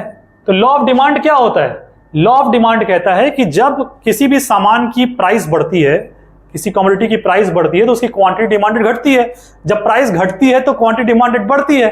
बात समझ में आ रही है। यानी कि प्राइस और क्वांटिटी डिमांडेड में इनवर्स रिलेशन होता है। ये बात तो ठीक है, लेकिन अगर प्राइस के बढ़ने के साथ साथ आपकी इनकम भी बढ़ जाए तो क्या डिमांड में कोई चेंज आएगा, नहीं आएगा। इसलिए लॉ ऑफ डिमांड को समझाने के लिए हम क्या लिखते हैं कि keeping all other factors constant, जब सारे अदर फैक्टर्स को कांस्टेंट रखते हुए price of a commodity increase करती है तो क्वांटिटी डिमांडेड क्या होती है, डिक्रीज करती है। और जब price of a commodity decrease करती है तो क्वांटिटी डिमांडेड क्या करती है, इंक्रीज करती है। ये हो गया law of demand. Law of demand समझ में आया। अब लॉ ऑफ डिमांड बताते हुए हम डिमांड का शेड्यूल भी बनाते हैं, डिमांड का शेड्यूल भी बनाते हैं। डिमांड के शेड्यूल में हम क्या करते हैं, तो जब भी हम किसी चीज का शेड्यूल बनाते हैं तो शेड्यूल क्या है, किसी भी चीज का टेबुलर रिप्रेजेंटेशन है, टेबुलर रिप्रेजेंटेशन है। इस टेबुलर रिप्रेजेंटेशन में हम क्या देखते हैं, रिलेशनशिप देखते हैं प्राइस और क्वांटिटी डिमांडेड के बीच। प्राइस 10 से 20 हुआ, 20 से 30 हुआ, 30 से 40 हुआ, क्वांटिटी डिमांड 100 से 90 हुआ, 80 हुआ, 70 हो गया। यानी हम देख रहे हैं कि प्राइस बढ़ रहा है, क्वांटिटी डिमांड घट रहा है, यानी कि हम लॉ ऑफ डिमांड को फॉलो कर रहे हैं। ग्राफिकली इस बात को हम ऐसा कुछ रिप्रेजेंट कर लेते हैं, वाई एक्सिस पे प्राइस होता है और एक्स एक्सिस पे क्वांटिटी डिमांडेड होती है, ठीक है। और हम जब कर्व बनाते हैं तो कैसा होता है, स्लोपिंग डाउनवर्ड होता है। क्यों स्लोपिंग डाउनवर्ड, क्योंकि इनवर्स रिलेशन, दुनिया में जहां जहां इनवर्स रिलेशन है वहां वहां कर्व स्लोपिंग डाउनवर्ड है। बात समझ में आ गई, स्लोपिंग डाउनवर्ड है। तो ये कर्व हमारा डीडी कर्व, डिमांड कर्व हो गया। ये हमारा वाई एक्सिस है, ये हमारा एक्स एक्सिस है, ये हमारा ओरिजिन है। बात समझ में आ गई। ये हो गया आपका क्या, लॉ ऑफ डिमांड, ठीक है ना, डिमांड। अब यहां जरा ध्यान दीजिए, डिमांड में जो ये प्राइस में चेंज आ रहा है, 10 रुपए से 20 रुपए हुआ, 20 रुपए से 30 रुपए हुआ, डिमांड में क्या चेंज कोई मैग्नीट्यूड सेम मैग्नीट्यूड से होगा। प्राइस में अगर 10 रुपए से बढ़ोतरी हुई है तो क्या किसी प्रपोर्शन से ही डिमांड में चेंज होगा? कोई मैग्नीट्यूड फिक्स है क्या? नहीं है। इसीलिए डिमांड को क्वांटिटेटिव चेंज नहीं कहते हैं, क्वालिटेटिव चेंज कहते हैं। बात समझ में आ गई? क्यों? क्योंकि कोई मैग्नीट्यूड फिक्स नहीं है कि प्राइस के इतने बढ़ने पर डिमांड इतना ही बढ़ेगा। बात समझ में आ गई? इसीलिए डिमांड एक क्वालिटेटिव चेंज है, ना कि क्वांटिटेटिव। बात समझ में आ गई? तो ये आपका लॉ ऑफ डिमांड। इसके आगे चलते हैं। अब लॉ ऑफ डिमांड को ब्रेक करना पड़ेगा, यानी exception of law of demand पढ़ेंगे। Exceptions of law of demand, क्या एक्सेप्शंस हैं? तो इसमें हम पहला पढ़ते हैं गिवन गुड्स। गिवन गुड क्या होता है? तो given good are the low quality inferior good. Inferior good का मतलब समझते हैं? इंफीरियर गुड का मतलब हो गया जो गुड्स आप नहीं यूज करना चाहते हैं जनरली, ठीक है ना, जो लो क्वालिटी गुड्स हैं। अब उन लो क्वालिटी गुड्स का भी लो क्वालिटी जो होता है उसको हम गिवन गुड कहते हैं। बात समझ में आ गई? बात समझ में आ रही है? यानी कि बात समझ में क्या आई आपको? आप बताएंगे? नहीं बताएंगे, क्योंकि आपको समझ ही नहीं आ रही है। गिवन गुड्स क्या हुआ? Given goods are the low quality inferior goods. Low quality inferior goods. और लो क्वालिटी इंफीरियर गुड्स में क्या उसकी प्राइस के घटने पर आप उसकी डिमांड ज्यादा करते हैं क्या? नहीं करते हैं। बात समझ में आ गई? ज्यादा नहीं करते हैं, ठीक है ना। यानी कि यहां पर प्राइस के घटने पर क्वांटिटी डिमांड बढ़ती नहीं है, बल्कि घटती ही है, ठीक है ना। एग्जांपल के रूप में एनसीईआरटी में हम लोग किस चीज की बात करते हैं? Bread and mutton. मीट लिखा होता है वैसे, ब्रेड एंड मटन, ठीक है ना। अब ब्रेड इसमें क्या है? ब्रेड इसमें एक तरह का गिवन गुड है, इंफीरियर का भी इंफीरियर गुड है, ठीक है ना। अब मटन क्या हो गया आपका? सुपीरियर गुड की तरह से मान लेते हैं, ठीक है ना। अब जितने भी वेजिटेरियन लोग हैं वो ये ना कहें कि आप क्या कर रहे हैं, तो ठीक है, यहाँ आप बटर ले लीजिए, खुश हो जाइए, ठीक है ना। तो ये क्या हो गया? ब्रेड और बटर की हम बात कर रहे हैं यहां पर। अब अगर ब्रेड 10 रुपए का था, 10 रुपए से 8 रुपए का हो गया, तो क्या आप सुबह दोपहर शाम ब्रेड ही खाएंगे? नहीं ना। उसकी डिमांड अचानक से चेंज नहीं हो जाएगी। उसकी प्राइस के घटने पर उसकी डिमांड क्या होगी? बढ़ेगी नहीं, बल्कि घटेगी। बात समझ में आ गई? क्योंकि अब आपको लगता है कि इंफीरियर तो खा ही रहे थे, और कम प्राइस क्यों हो रहा है इसका? चलो कहीं और शिफ्ट हो जाते हैं। बात समझ में? ये सब बात नहीं लिखनी है। क्या लिखना है हमको? Given goods are the low quality inferior goods. Given goods are the low quality inferior goods, जहां पर प्राइस के घटने के साथ डिमांड भी घटती है। बात समझ में आ गई? तो ये क्या हो गया? एक्सेप्शन हो गया। ये बात समझ में आ गई? ये क्या हो गया? एक्सेप्शन हो गया। अब एक्सेप्शन होने का मतलब क्या हो गया? कि जो लॉ ऑफ डिमांड का ग्राफ स्लोपिंग डाउनवर्ड था, इसका ग्राफ कैसा होगा? स्लोपिंग अपवर्ड होगा। यहां पर प्राइस अगर घट रही है तो क्वांटिटी डिमांड भी घट रहा होगा। मान लीजिए कि आप पहले इस प्राइस पर इतनी क्वांटिटी मांग रहे थे, इस OP प्राइस पर OQ क्वांटिटी मांग रहे थे। प्राइस घट के OP1 हो गई तो आपकी क्वांटिटी भी क्या हो गई? घट के OQ1 हो गई। यानी प्राइस घटी तो क्वांटिटी भी घट गई। और यही क्या है? Exception of law of demand है। बात समझ में आ गई? बात समझ में आ गई? यही क्या है? Exception of law of demand है। दूसरा, गिवन गुड्स के बाद वेवलेन गुड्स या article of distinction. Article of distinction, ठीक है ना। यहां पर इसको हम कहते हैं लग्जरियस गुड्स, खास करके शो ऑफ गुड्स। कुछ लोग देखते हैं कि ज्यादा अगर किसी चीज की प्राइस बढ़ रही है तो उसको और परचेस करते हैं शो ऑफ करने के लिए, तो उन तरह के गुड्स को हम क्या कहते हैं? वेवलेन गुड्स कहते हैं, ठीक है ना। जैसे ज्वेलरीज एंड ऑल, ठीक है ना, डायमंड्स वगैरह, ठीक है। तो ये आपका क्या हो गया? वेवलेन गुड्स हो गया। फिर हम लोग कुछ और एक्सेप्शंस की बात करते हैं, जैसे इमरजेंसी की बात हो गई। इमरजेंसी का मतलब क्या हो गया? कि एग्जाम्पल के रूप में मान लीजिए, मैंने एग्जाम्पल दिया था कि नीचे एक डॉक्टर रहते हैं जिनकी फीस 500 रुपए है, और यहां से 100 मीटर पे एक डॉक्टर रहते हैं जिनकी फीस 300 रुपए है। हम भारतीय हैं तो हम कहेंगे स्वास्थ्य कैसे सही होता है? चलने से होता है। तो हम दूर वाले डॉक्टर के पास जाएंगे, तो 300 रुपए वाले डॉक्टर के पास जाएंगे। क्यों? क्योंकि उसकी प्राइस क्या है? कम है। ये कब हम कर रहे हैं? नॉर्मल कंडीशन में। लेकिन अगर इमरजेंसी कंडीशन आ गई तो तुरंत भागेंगे नीचे कि जल्दी से दिखाओ। तो इमरजेंसी कंडीशन में प्राइस के ज्यादा होने पर भी डिमांड ज्यादा होती है। फिर फोर्थ, फैशन, ठीक है ना। कुछ इस ट्रेंड में चल रही है तो उसकी प्राइस ज्यादा होती है तो भी लोग वेयर करते हैं।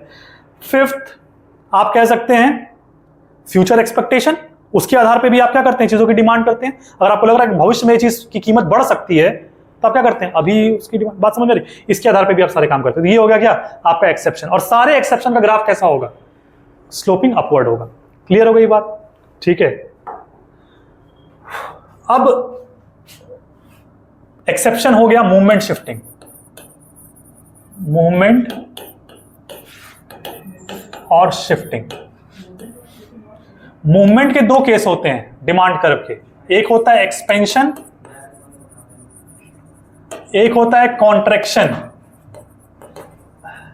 और शिफ्टिंग के दो केस होते हैं, एक होता है इंक्रीज इन डिमांड और एक होता है डिक्रीज इन डिमांड। एक्सपेंशन और कॉन्ट्रैक्शन क्यों होता है? तो ये जो दोनों चीजें होती हैं, मूवमेंट जो हो रहा होता है वो ड्यू टू प्राइस हो रहा होता है, where other factors, all other factors are क्या? कांस्टेंट। इंक्रीज और डिक्रीज जो हो रहा होता है वो ड्यू टू अदर फैक्टर्स हो रहा होता है, वेयर प्राइस इज कांस्टेंट। बात समझ में आ गई? अब इसे ग्राफ हम कैसे बनाते हैं तो हम देखते हैं, प्राइस, क्वांटिटी डिमांडेड, ये डिमांड कर्व। मान लीजिए हम कहीं आर पॉइंट पे थे और आर पॉइंट पे जो हमारा प्राइस था वो ओपी और क्वांटिटी ओक्यू था। जैसे ही हम आर से टी पे गए तो टी पे जाते ही जो हमारा क्वांटिटी है वो पहले से डिक्रीज कर गया, यानी कि हम यहां पर क्या टर्म इस्तेमाल करेंगे कि हमारा क्वांटिटी पहले से कॉन्ट्रैक्ट कर गया। क्यों किया? क्योंकि प्राइस बढ़ गई। प्राइस क्या हो गई? बढ़ गई, तो क्वांटिटी क्या हो गई? घट गई। यानी कि कॉन्ट्रैक्शन, यानी आर से टी पे जाने पे हमको क्या दिख रहा है? कॉन्ट्रैक्शन देखने को मिल रहा है। ठीक है, फिर अगर हम यहां एम पर आ जाए तो क्या हो रहा है? अब हमारी क्वांटिटी पहले से बढ़ गई, Q2 हो गई। ये क्यों हुई? क्योंकि हम देख रहे हैं कि प्राइस पहले से क्या हो गई? घट गई। तो यहां पर क्या हो गया? एक्सपेंशन, या किताब में एक्सटेंशन भी लिखा होता है।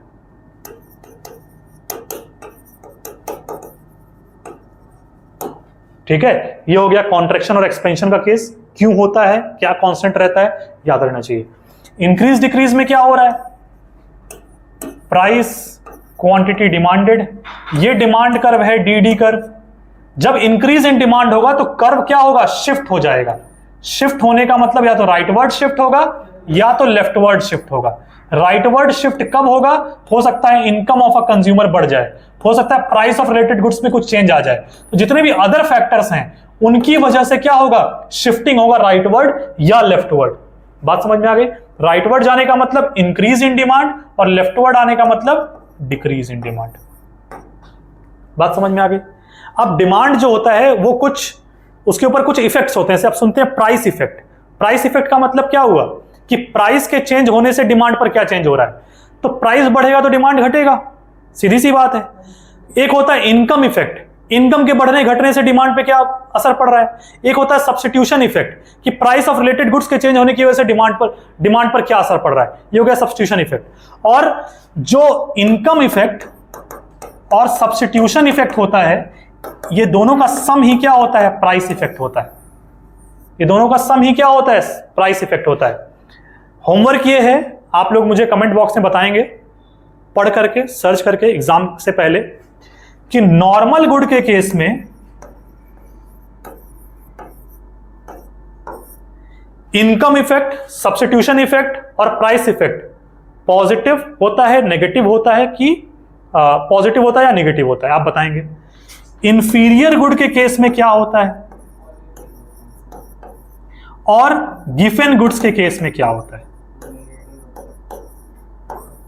ठीक है ना, ये होमवर्क है, ये आपको बताना है कि नॉर्मल गुड के केस में price effect, income effect, substitution effect क्या होता है, इंफीरियर के केस में क्या होता है, गिवन गुड्स के केस में क्या होता है। गिवन गुड्स के केस में क्या नेगेटिव इनकम इफेक्ट ज्यादा होती है सब्स्टिट्यूशन इफेक्ट से या कम होती है, आप मुझे बताएंगे। ठीक है ना, आप ये मुझे बताएंगे तब मैं इसका रिप्लाई करूंगा, अगर आपको समझ में नहीं आया तो। ठीक है, कमेंट बॉक्स में बताइएगा इसको। चलिए फिर मिलेंगे नेक्स्ट वीडियो में। आपके एग्जाम के लिए ऑल द बेस्ट, मस्ती से एग्जाम दीजिए, कोई दिक्कत नहीं है। ठीक है ना, फिर मिलेंगे नेक्स्ट वीडियो में, तब तक के लिए थैंक यू। और कोई भी डाउट हो तो कमेंट बॉक्स में कमेंट कीजिए। ठीक है।